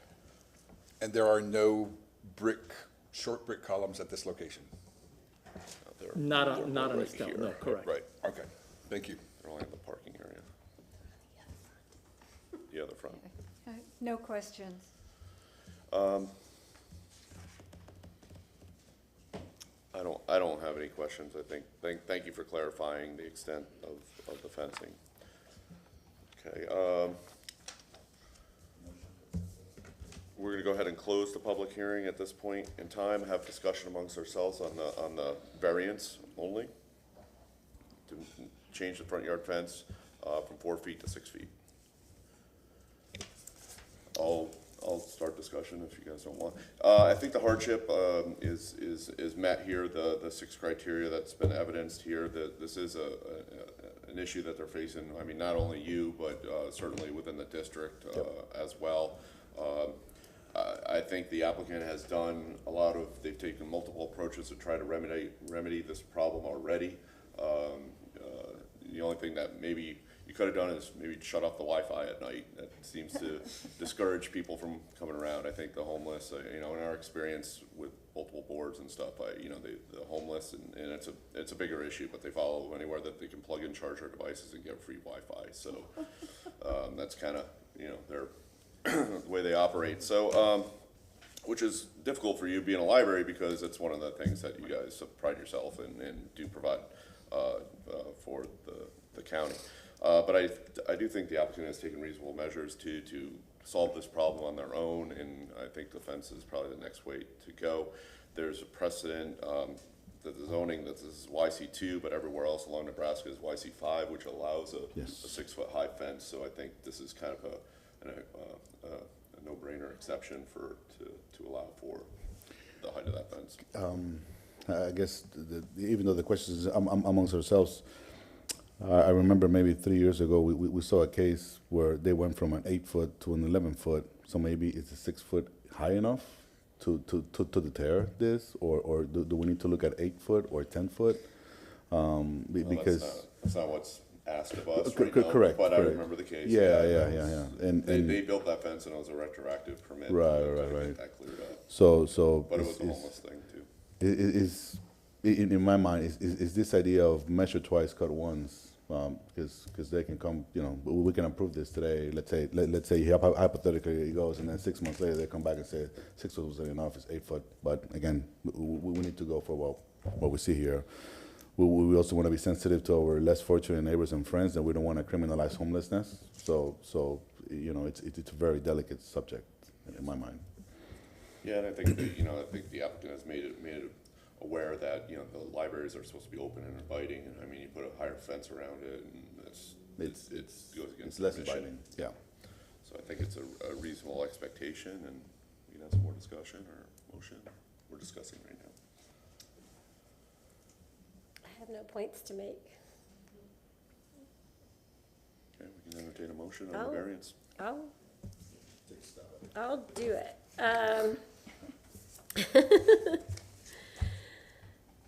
Move that the variance request for BLC, sorry, I lost all my papers. -24 For BLC 24-00000196, for the property located at 1505 North Nebraska Avenue be granted as depicted on the site plan presented at the public hearing for a front yard fence from 4 feet to 6 foot as referenced by section 290.0, With an encouragement, oh, there's no encouragement, sorry. Based upon the petitioner meeting the burden of proof with regard to the 6 hardship criteria set forth in Chapter 27, Section 27-96, subnote D of the City of Tampa Code of Ordinances for granting variances as stated, and the evidence provided in this public hearing, specifically that the fence is intended to be temporary in nature, that it is intended to help protect the safety, health, and welfare of the general public, and that it is in keeping with the context. Second. Okay, all in favor said One motion for moment. variance? If you can amend your motion just to include that they met the hardship criteria stated in 27. I know you referenced the section, just that they Well- met the hardship criteria as stated. Well, it says that in the motion, based upon the petitioner meeting the burden of proof with regard to the 6 hardship criteria. Okay. Do I need to specifically state which ones? I think you would just want to state more specifically that they have presented evidence that support the criteria. That's That all. this evidence includes, that the hardships or practical difficulties that are unique and singular to respect to the property, specifically in regards to Florida Statute 125.0231, which prohibits public camping or sleeping on government property, which is in accordance with LS 501, Library Code of Conduct, sleeping anywhere on library property is prohibited. I second that amendment. All in favor said motion, say aye. Aye. Aye. Opposed? Motion carries for the variance. Good morning, Commissioners. Thank you for that motion. Mr. Granda did a complete presentation earlier. Staff finds this application is consistent with the Ybor City Design Guidelines. Under YC2 zoning classification that this falls within, the Nebraska Avenue elevation, he has the entitlements through zoning to put a 6-foot high fence there. In working with staff and the ultimate, review of the library and how it interacts with the public, we looked for a more sensitive solution while still meeting his needs. So he provided what they talked about earlier, and then how it kind of set back with the openness with the gates as well. So we're supporting that. At this time, I'm here to answer any questions. Anyone here from the public wishing to comment on these? Okay, seeing none, we can start with some questions of the applicant, starting with Mr. Torres. No questions at this time. No questions for me. Thank you. Can you go to the slide with the amended site plan? The final, with the gate, sliding gate, the other one, the next. This is it. So I noticed that the Estella side has some entry doors as well. How is that being accommodated in terms of the public access piece during operating hours? Is that just the single man gate that I see on the plan to the left on Estella? Yes, it'll be a single gate. And that'll just be open during the day, or It'll be open during the day, and it'll also have a crash bar in case. for the whole property egressing is- purposes? yeah, Okay, all right. That's my only question. I have no questions. No questions. I think the presentation was specific and very thorough. And I'm sorry you have the problem. Thank you. So which one are you proposing? You have a proposed one, which is your preferred direction to go in? The one with the sliding gate that opens up the Sliding gate, front a so we're on lot this, more. this It makes slide it more over inviting. here.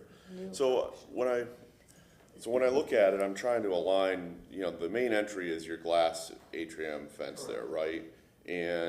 But the fence goes way back out to the last third of the building. But doesn't the fence on the site plan kind of go back and in, and what are you trying to open up? Are you just trying to open up the main entrance? Yes. Right. So that's the part that we opened up. Yeah, she's bringing up the other slide to make it easier.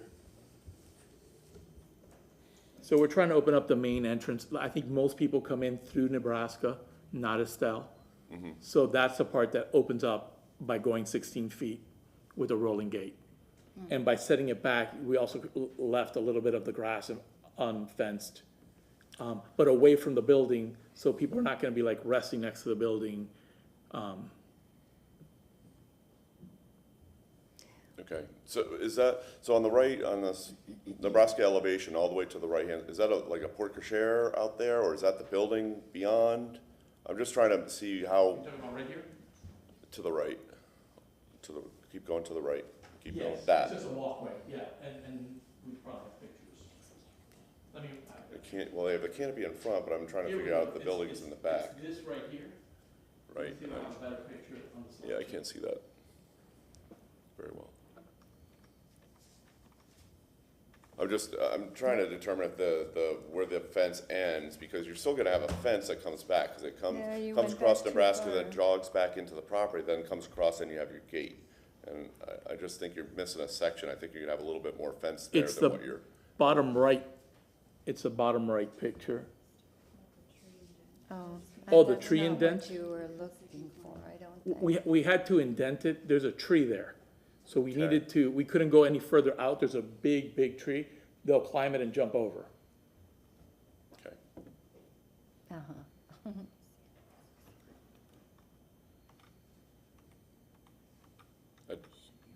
Yeah, I just don't think the fence is gonna be that far back as you're depicting. This one shows the tree. You see what I'm saying? See? Well, it's right on the edge of the sidewalk. If you look down here, the green line comes right at the edge of the public sidewalk, and that's where the fence is, and the gate. Can you move the slide back to the proposed option? It's on the old one, on the screen. There. So it aligns with the bus stop concrete area where it dives back to Nebraska. Right. To the sidewalk edge. And in that empty area that you see where it indents in, there's a big giant oak. So people could climb the tree and just jump over the fence. So we were trying to position it so that people couldn't climb the tree and just jump over. Is that what you're concerned? Yeah, I'm just kinda trying to, I just don't, that opening, I don't think that opening is gonna be that big, because there's still a fence there. Like, if you look at the elevation on that board, the fence is still gonna be there and come across. It's not gonna be as wide open. You don't have that much gate there, 16. I don't think. It's gonna be 16 feet. The gate is gonna be 16 Yeah, feet. okay. Can you show the elevation? Let's- That would help, I think. Where's your bump? Oh, I see what you're saying. The drawing is,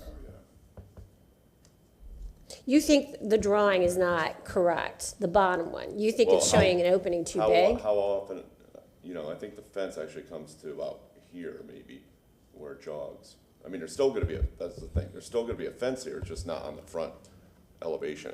It steps back, I mean. So there is gonna be a fence, right. There is gonna be a fence. When the gate is open, How wide is that gate opening? 16 feet. 16 feet. 16 feet, okay. And that's the difference. So there was always gonna be the fence. One was gonna open 4 feet each. when it's closed, So it it's would gonna be be 8. Now, when the fence is open, There's still on gonna the be- new one, the new So option you're- that we're doing is that we're You're providing. reading That's the the jog. elevation is too big. The opening But is too big. that's a jog with the gate opening. yeah. Yeah, yeah. Okay. You'll be encompassing this area, which is actually taking from the flagpole from the concrete all the way across. So it's just opening exactly where all the concrete is in front of the building. And that's where the new gate is proposed. Okay, I'm good with that, I understand. And, so the low fence, did you look at options to modify that, to make that higher, like the one with the masonry, brick and everything? Did you look at options there? We did. It's cost prohibitive. As the one that we're looking at is over $60,000. It would be in the hundreds of thousands. It would be a capital project. Okay, And it would be knocking down the existing one because it's too small. You can't just add to that. So it'd be knocking down and starting again. okay. So that will just remain, It'll remain In there. the And event I'm hoping that, if the area changes in 5, 4, 6 years, that fence can come back down and we can open up the whole library again. That is ultimately the goal. We would never want it to be here.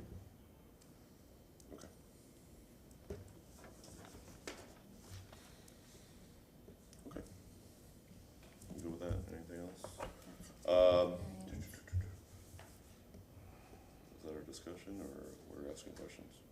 No, we're That's done cool. with, we were. We were Okay. asking questions. Okay, so we're gonna go ahead and, sometimes we talk amongst ourselves when we're asking questions. So, okay, so you have a few minutes if you wanna summarize anything or rebut any of the testimony that we No, I'm talked good. about here. I'm good, thank you. Okay, so we're gonna go ahead and officially close the public hearing, and then we can have discussion amongst ourselves. Vivian, you wanna get us going? Well, I think we've discussed this pretty thoroughly, and I understand their issue, and I think the proposal with the revised option is a satisfactory and complementary solution.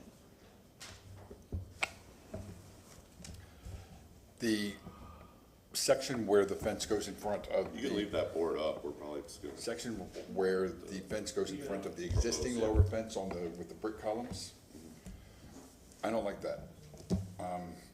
And honestly, I don't think this fence will ever be removed. And I think that perhaps we should require or ask them to use the brick columns in the new fence, the original design, just make them taller.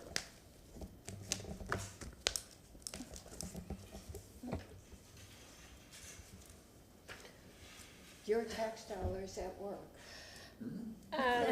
So I agree with Commissioner Salaga. I think this is the revised option with the 16-foot sliding fence is a good option. I think the reason why I feel that's better, the larger opening is appropriate, I think, for a public use facility such as this. I also think what adds to it is allowing the corner to be engaged with the public sphere even when the library is closed.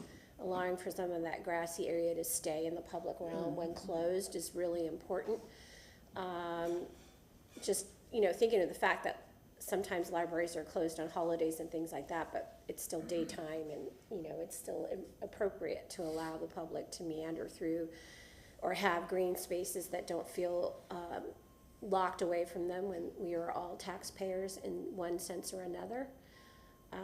Even homeless people, if they're veterans, still pay taxes or have paid taxes. And I understand how difficult this problem is. Having had an uncle who was a veteran of the U.S. Army who decided to live on the streets for decades, it's a difficult problem. And I just feel the design is appropriate. I don't think that our public dollars are best served trying to recreate something that wasn't historically on this property in the first place. I understand why those moves were made when this design was developed, but I feel the fence as currently proposed is appropriate. As always, Susan says it best, so no comment from me. Thank you. No comment. Yeah, I would agree with my commissioners with, I think the fence is an appropriate solution for what you're trying to do here. It's an unfortunate problem all the way around to be able to have, close off a library because of maintaining, a neat and orderly area.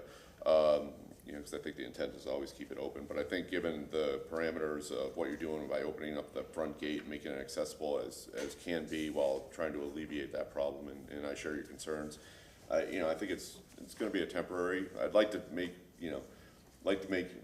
the understanding that this is a temporary solution. The area is improving, but there's a lot of, homeless services around that area, so I'm not sure if that problem's ever going to be completely taken care of. But and I think that a lot of time was spent on the original design with the brick columns and fencing up front, and maybe if we look at another project down the road to incorporate that and make that a little bit more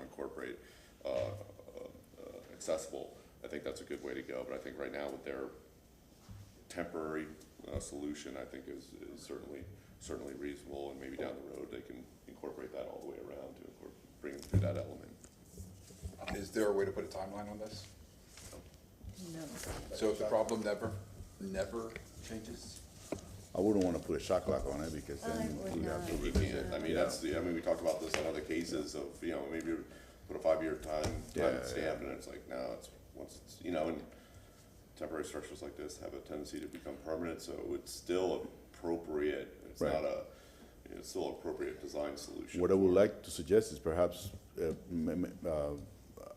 having a provision that maybe up to 8 feet instead of the 6 feet, if they would like to reconsider the height, but again, that's up to you. I would not recommend putting a height because we just did the variance approval.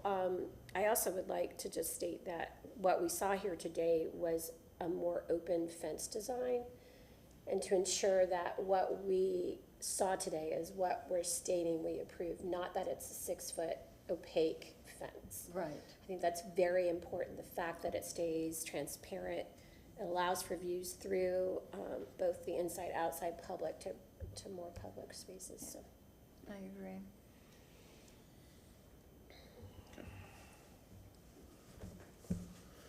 Any other discussion, or wanna have a motion? And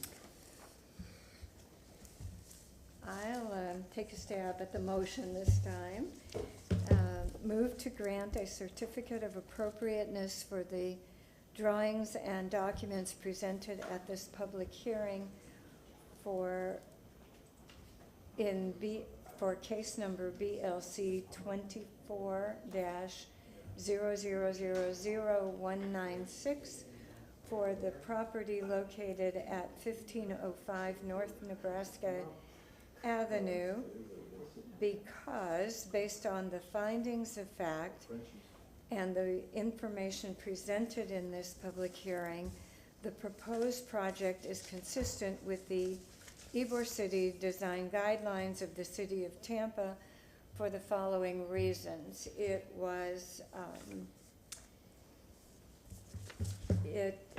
meets the height and design criteria for fencing within the city. The setbacks are appropriate for the property under consideration.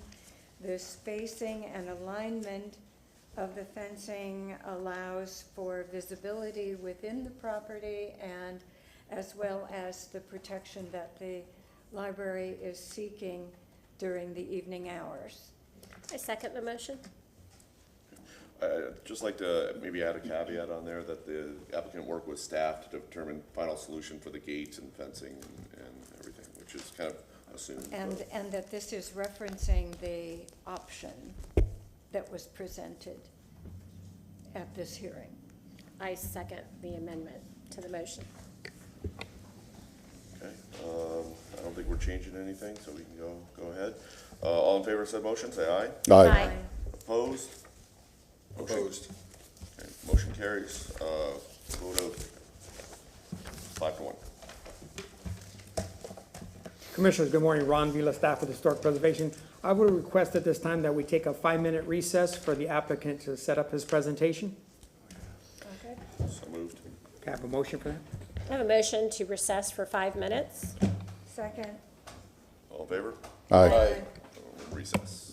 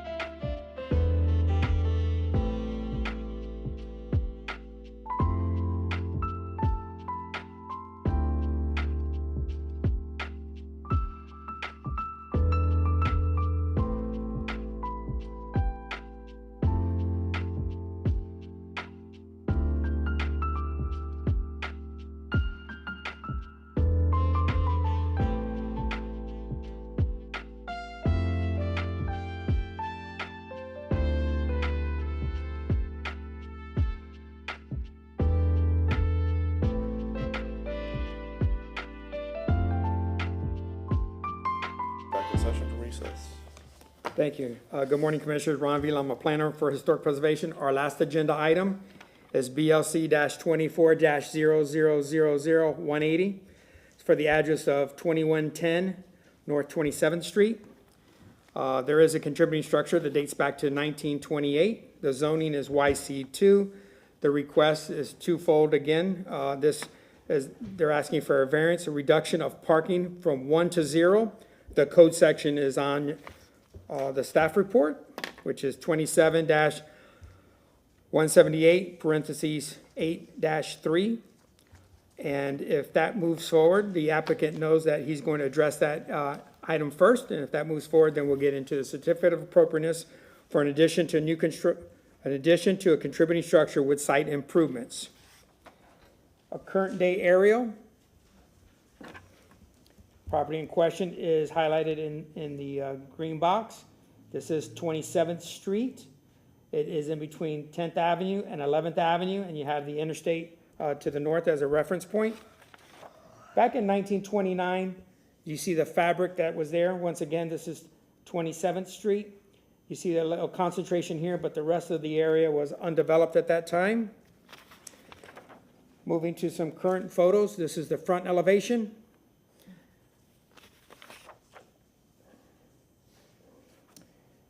And just another shot of that front elevation, just looking at the gable, the overhangs, the gable vent, the lap siding there, and then the porch has columns on each side. This is looking at the front elevation and the south elevation. I wanted to point out, as I go through the photo presentation, that part of the request for the variance is that they have no room to bring a vehicle down the side of the structure. There's not enough room to the property line, and there's no alley behind this parcel as well. That will be evident in the site plan that the agent will show. So once again, front elevation, side elevation, which is the south. The abutting house to the south is a sister house. Going back to the subject site, which is the front elevation and the north elevation, and the subject and the abutting property is here. Couple of street shots. This is looking towards the interstate to the north, coming around looking into the district to the south. You notice that there's no sidewalks, there's limited space there. You see how some of the people park in the immediate vicinity. This is directly across the street. It's a newer home, non-contributing. And just, I wanted to conclude with a photo of the rear. This is the subject site. This is abutting to the south. And once again, there is no alley, and this is where the addition will take place, a one-story addition to the rear. At this time, I'll have the agent address the variance.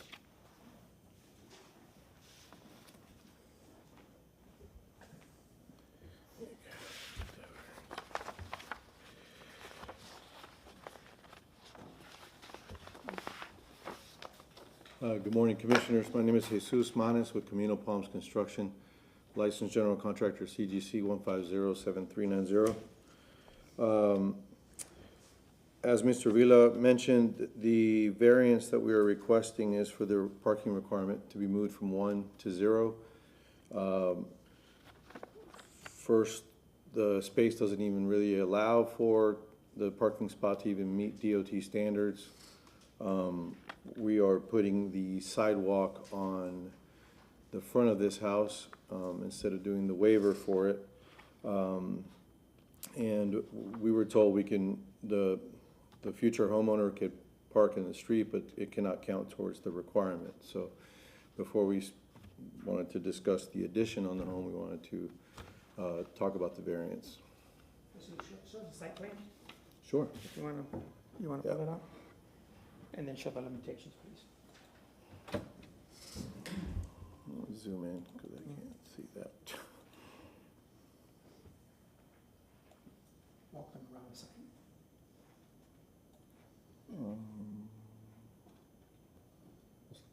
We'll look at existing for now, so we don't. Let me see. Is that big enough there? Okay. So here we are. Here's 27th. This is this will show here the setbacks. We have 2'2" on this side to the property to our north. We have a 3'4" on the property to the south. That little awkward bend to the road in the front. So really, here's where you can see the setback line, and then making it back towards the street. I mean, there's kind of no way to design it, or, you know what I mean? There's no way to finagle that one.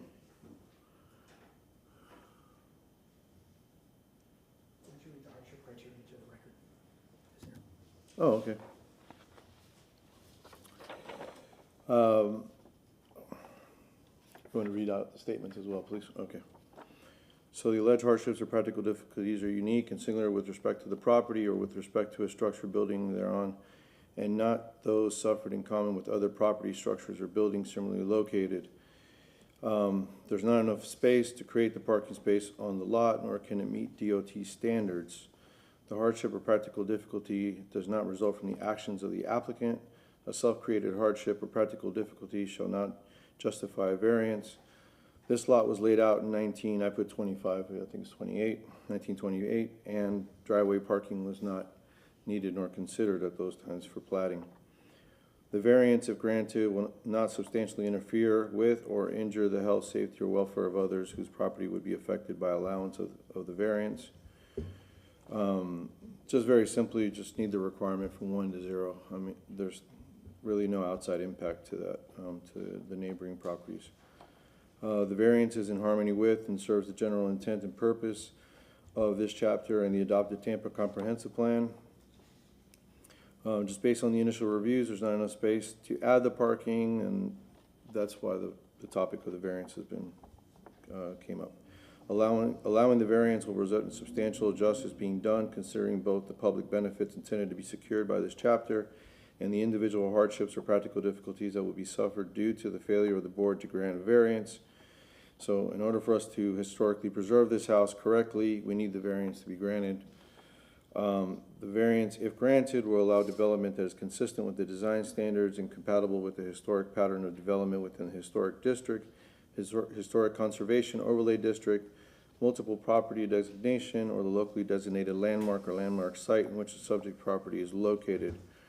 So my client's intention is to rehabilitate this home according to its historic preservation guidance and restore this house to its original glory.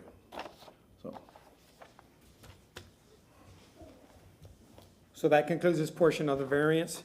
The board is to review the substantial and competent evidence that was put into the record, see if the variance is warranted in this particular case. We do have Mr. Marsh with transportation to answer any questions. Anyone here from the public wish to comment? Seeing none, we can ask questions of the applicant. No questions at this time. No questions for me, thank you. I also have no questions. I have no questions. No questions. I have a question, and it might be for the applicant or Mr. Marsh. So this property doesn't have any parking to begin with, so wouldn't it be kind of grandfathered in, or is it something that's driven by substantial improvements, like alteration level by building code, that triggers this having to have a parking space? It's a pre-existing condition, however, since Mr. they're Marsh. at John Marsh, Planner 2, Transportation Engineering Division. Yeah, since they're adding on to the house, it's triggering review. So there's no possible way to make parking to code or to have parking that's not partially in the right of way. This is not the only case we've seen like this. We actually looked it over at the city. We always try to see is there something we could suggest that's creative. There's really no option. So I'm the one that said you need to apply for the 1 to 0. So we're just making it kind of like legit. Well, you know, we like to clean things up as they go through the process, so there's no later entanglement, so. Great, thank you. Okay, you can summarize anything, but I think we're all very clear here. We're going to go ahead and close the public hearing and discussion amongst the commissioners on what was presented. Or can we have a motion for the variance? I'd like to make a motion. Okay, seeing no, right.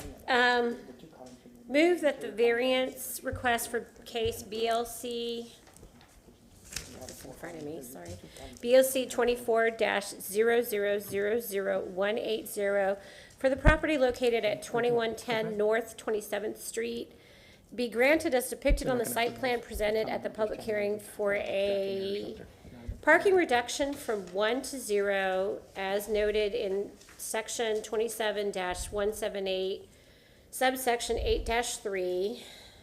Based upon the petitioner meeting the burden of proof with regard to the 6 hardship criteria set forth in chapter 27, section 27-96, subnote D of the City of Tampa Code of Ordinances for granting variances as stated, and the evidence provided in the public hearing, specifically that the alleged hardships or practical difficulties are unique and singular with respect to the property, that there is not enough space to create the required parking space on the lot without intersecting with the public right-of-way, and that the variance, if granted, will allow development that is consistent with the design standards and compatible with the historic pattern of development within the historic district. Historic Conservation Overlay District, multiple property designation, or the locally designated landmark or landmark site in which the property is located. That this will allow rehabilitation of the home according to historic preservation guidance and restore the house to its original condition. Second.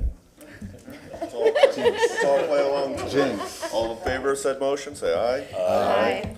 Opposed? Motion carries. Commissioners, this time he's going to complete the presentation. He's going to go into the certificate of appropriateness.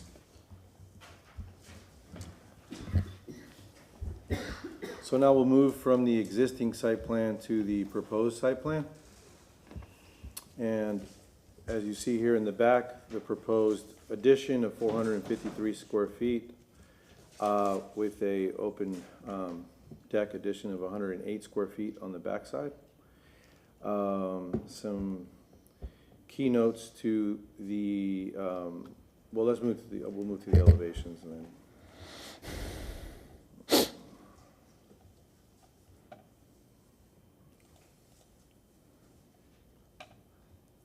Is that okay there, size-wise?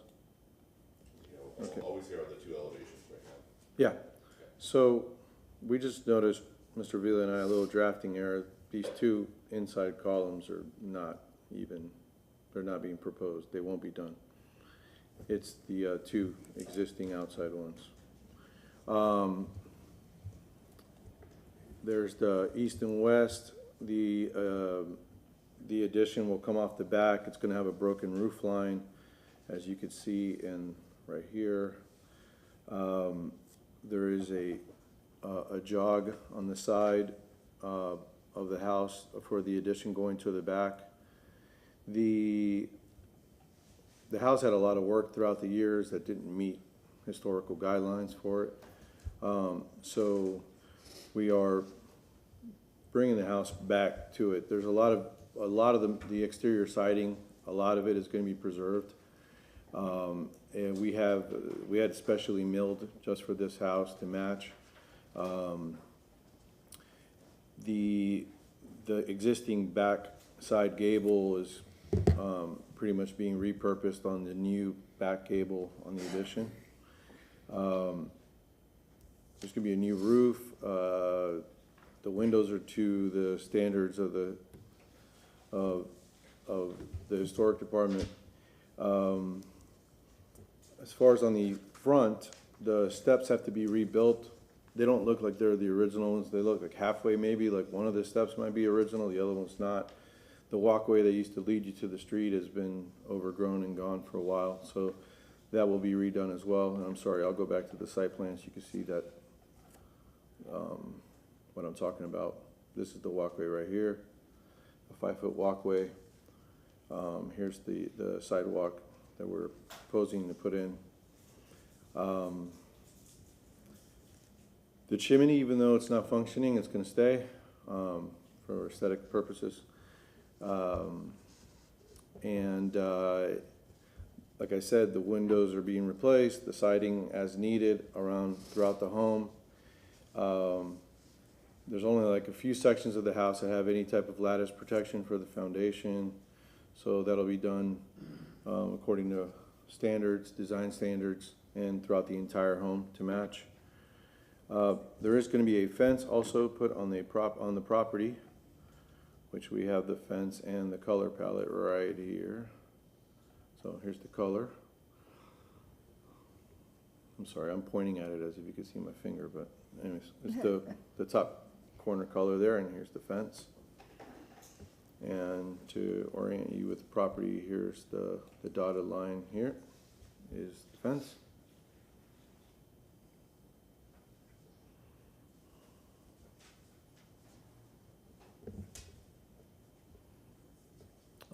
Obviously, there's a full update to the interior of the home. I know we're here to discuss the exterior, but I guess I could turn it over for any questions or anything at that point, or? Yes, I think I've covered everything, I think I've covered everything. Good morning, Commissioners. Ron Vila, staff with Historic Preservation. Staff, in working with the applicant, found that this is consistent with the Ybor City Design Guidelines and the Secretary of Interior Standards. In looking at the Ybor City Design Guidelines, we look at the height and the width, the setback, the spacing, the facade widths, and the similarity in details and forms, and this request meets that.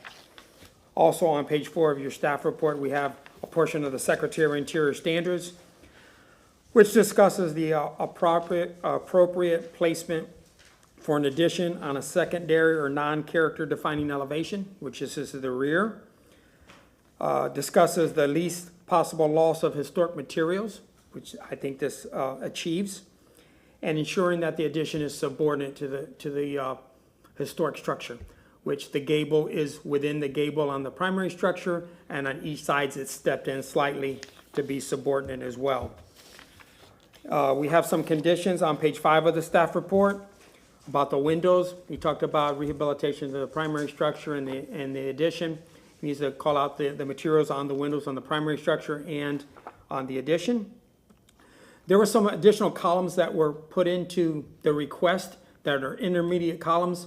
When this craftsman style was coming forward, there was different techniques that were brought.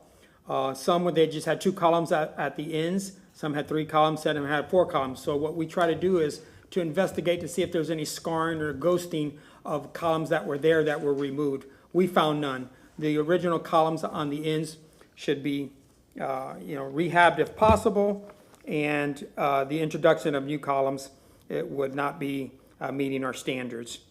And then to go through his material palette from the ridge to the foundation, calling all the materials on page 5 to complete the presentation. So we'll be here to answer any questions. Thank you, Mr. Vila. Any public comment?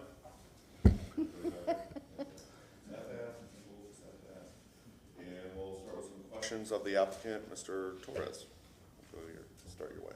So when you say that you're gonna reuse that gable for the back, is it, you need to chop it up or add No, we just preserve all the siding and trim as possible, as much as possible. okay, and how much you think that is, like, percentage-wise? 50%, 80%, 90%?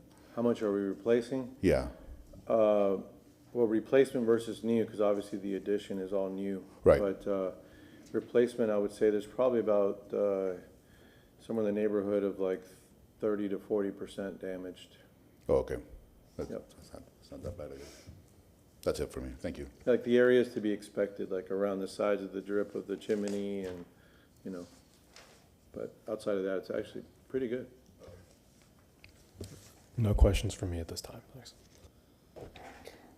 I'll skip for now.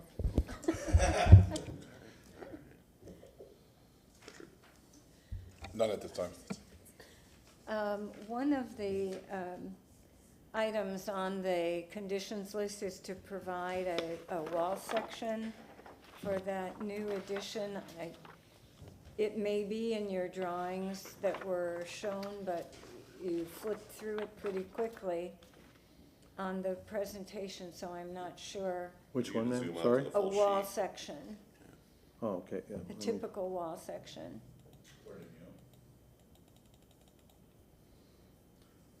There's a lot of information. Yeah, there we go, okay.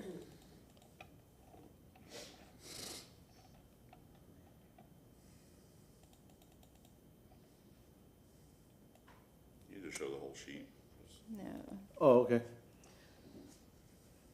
I'm sorry, I have bad back eyesight, out, so. Yeah. Yeah, Unless you want this wall section. But it was never represented. okay, it would be, that little bitty awning on the back, I know is just to protect the door, but that's about all it's gonna do. It looks pretty useless where rain is concerned. So, that's my only comment about the back. What is that awning made out of? Is it like a metal frame, like aluminum frame canopy type of awning, or is it kind of steel? No, we're gonna frame it out to match, you know, which is correct. Usually they're, in the district, they're done a certain way, and I think you're matching most of the details here that we're used to seeing. But like a, a fabric structure isn't, and I think you called it out as metal on some framing there too. And your windows, so you're replacing all the windows on the existing structure, and what are those windows? They're gonna be wood sash, Okay. there they are. Okay, so everything's wood that you're going back in with? Impact solid wood, yes. Okay. And,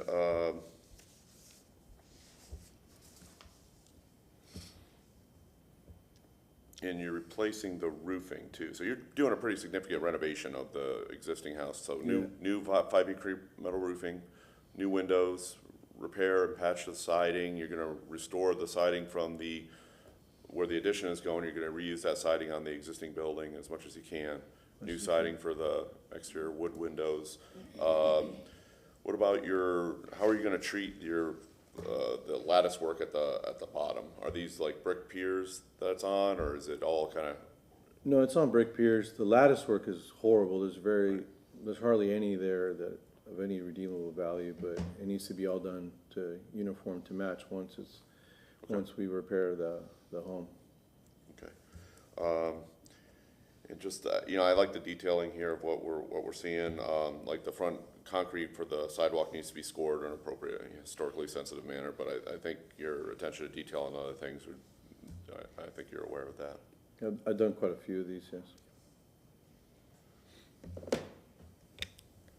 Hi. Hello. I do have a number.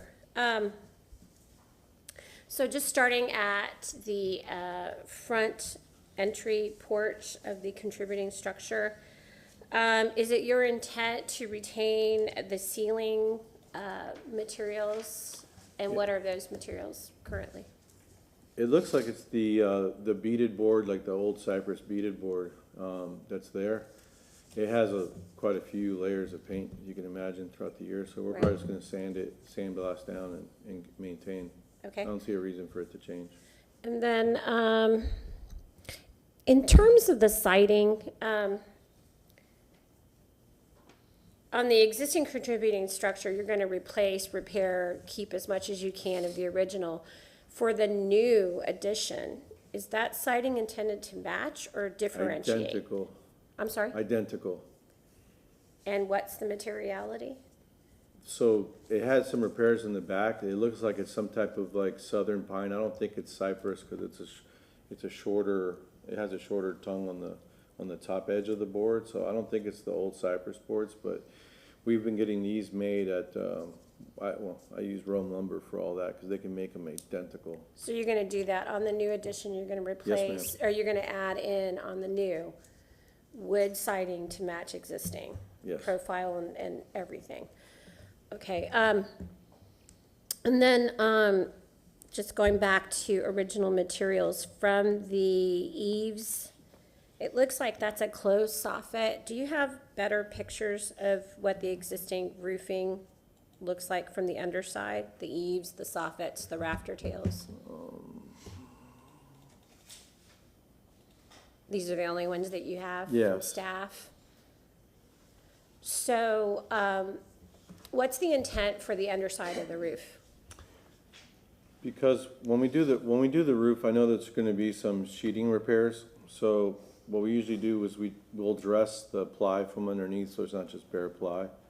We'll dress it with either some type of eave trim or something that's, are there standards that we have for that to follow on that, for the eave trimming here? Let me put this up there. A minute. Just so you can focus on the question in front of you now. There's the overhangs with the exposed rafter tails, and the decking appears to be a beaded material as well. So, for the agent then, what is the intent here when you're working on this project? Because this is pretty significant, and it sounds like all of the exterior enclosure pieces need to be addressed in one way or another. What is the intent for the rafter tails and the soffit conditions that are in the existing contributing structure area? Our intent is to preserve it as much as possible, only address things that are, that are called into for structural purposes that, But retain the exposed rafter tails, yes. no board at the end or anything? No, no Okay. fascia board, no. Okay. When it comes to the trim around the doors and windows on the contributing structure, are those original? Can we tell that those are original? I don't think so. They're not original. Actually, can you go back to that image that Ron had up? Oh, Ron. Sorry. That's okay. No problem. And can you zoom in, Yes. please? To the corner board or the trim? To the trim around the windows? windows. The corner board, I'm not too concerned about, but, I question this only because the details these show on your drawings seem to be foreign in language to the style present in the home. And based on what I'm seeing, and of course, this isn't the best photograph. It would be great if we could get closer, but field conditions to be verified in terms of what's actually going on with the trim versus the siding and their relationship. There's a hint here that the trim is probably original based on the way the siding is coming up to the trim. So I question the detail that's being shown in the drawings for the trim. I could see that, but there's a variety of windows on this house, so it looks like this has been probably popped off, put on, and there's all sorts of different ones. So, because they are inlaid, as you pointed out, I would probably, just because of all the times that they've replaced these windows, because none of them match. So, Okay. there's been a substantial amount of work done to this property throughout the years. Okay. Then in terms of, we talked about the windows, the doors. Can we go back to your drawings then? I'm sorry. I'm gonna flip.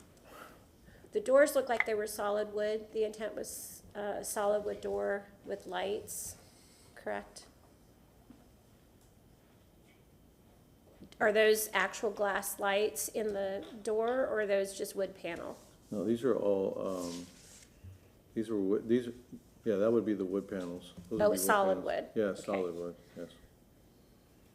And then I do want to look at the wall section, and if you could zoom into that with the section of the footer next to it as well. Probably went too far, hold on. How's that? Just a little bit more, please. Okay. That should be good. Oh. So this is a wood frame construction, and this wall section is for the new, correct?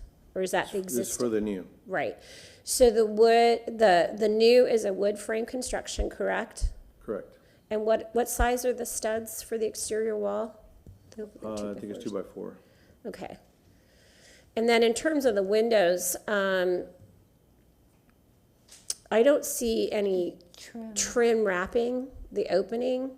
How will you trim out the windows in the new areas? It'll be to match the rest of the home, but it'll be inlaid. It'll have to be inlaid trim since these are flange. Okay. And then in terms of the foundation, this is a continuous footing, No, these are basically pad. stem, I mean, yeah, No, it's gonna be padded. It's not gonna be stem because it doesn't have a grade beam or, right. So how are you gonna deal with the condition between the footers? Do you have that on your elevation, shown in your elevation, maybe? You mean as far as the tie-in from existing structure Go to and new? go to the elevations for the new, if you can. There. You're talking So about what the- does that say? Oh, okay. So it looks like you're matching what's in the existing then. You'll be using some kind of crawl space cover to match the existing, correct? Okay. Then when we look at the rear, well, let's talk about steps. Let's talk about steps. At the existing, you said that you needed to rebuild the steps. What's the material that you will be using for the new steps? Solid concrete. Concrete? And then the decking of the front entry porch, the existing contributing portion, is that in good repair, or will that need to be addressed as well? It will need to be addressed, but it's very minor. Is that concrete, or is that wood and some other? It's concrete, like, yeah, it's concrete, it's a concrete Okay. base. Okay. Then to the rear, the deck, that is a wood deck. Do you have details for that anywhere on the drawings? No, not on this, I don't think we have. drawings Okay. for it. But no railing necessary, correct? No, no railing necessary. Okay.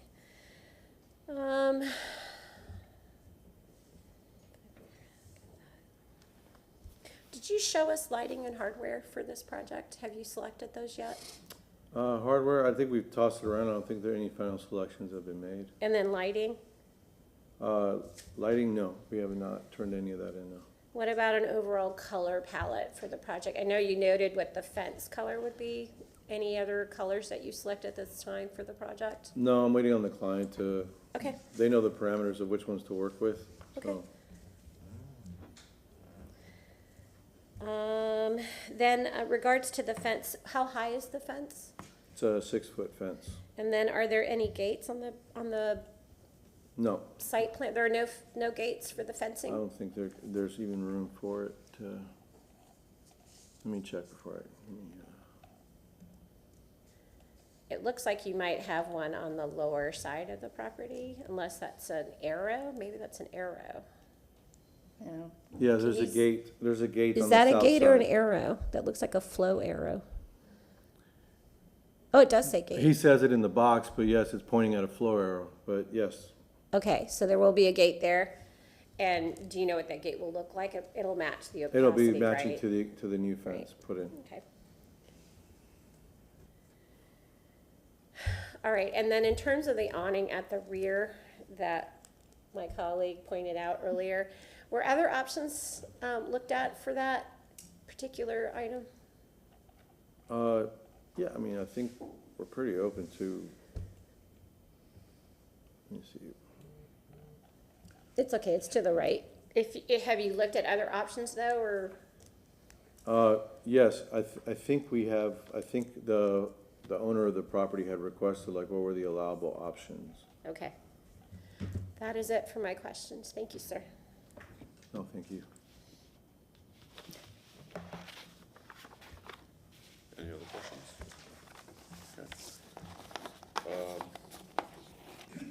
Okay, you have a few minutes if you want to summarize your presentation or rebut any of the testimony, discussion, questions. And then No, I'm okay. Okay, we're gonna go ahead and close the public hearing, and then we can have discussion of the case. You guys decide who wants to go first. Roberta, you look good. Looks like a labor of love. The columns shown on the plans, the front porch columns shown on the plans that aren't going to be installed, I think they need to be removed from the plans. Yeah, they stated that they will be removed, so only the two existing columns on the perimeter are gonna be there. And then the other thing was the chimney is shown being removed, but it's a existing masonry chimney and will remain. So I think that's something that they acknowledged, and they can work with staff on that one.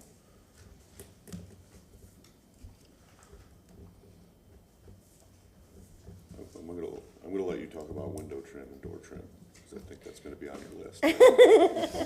Right? Depends if I'm making the motion. Well, yeah, and I think. I just feel that, and you can see it there, I'm just not so sure it's appropriate for this particular property.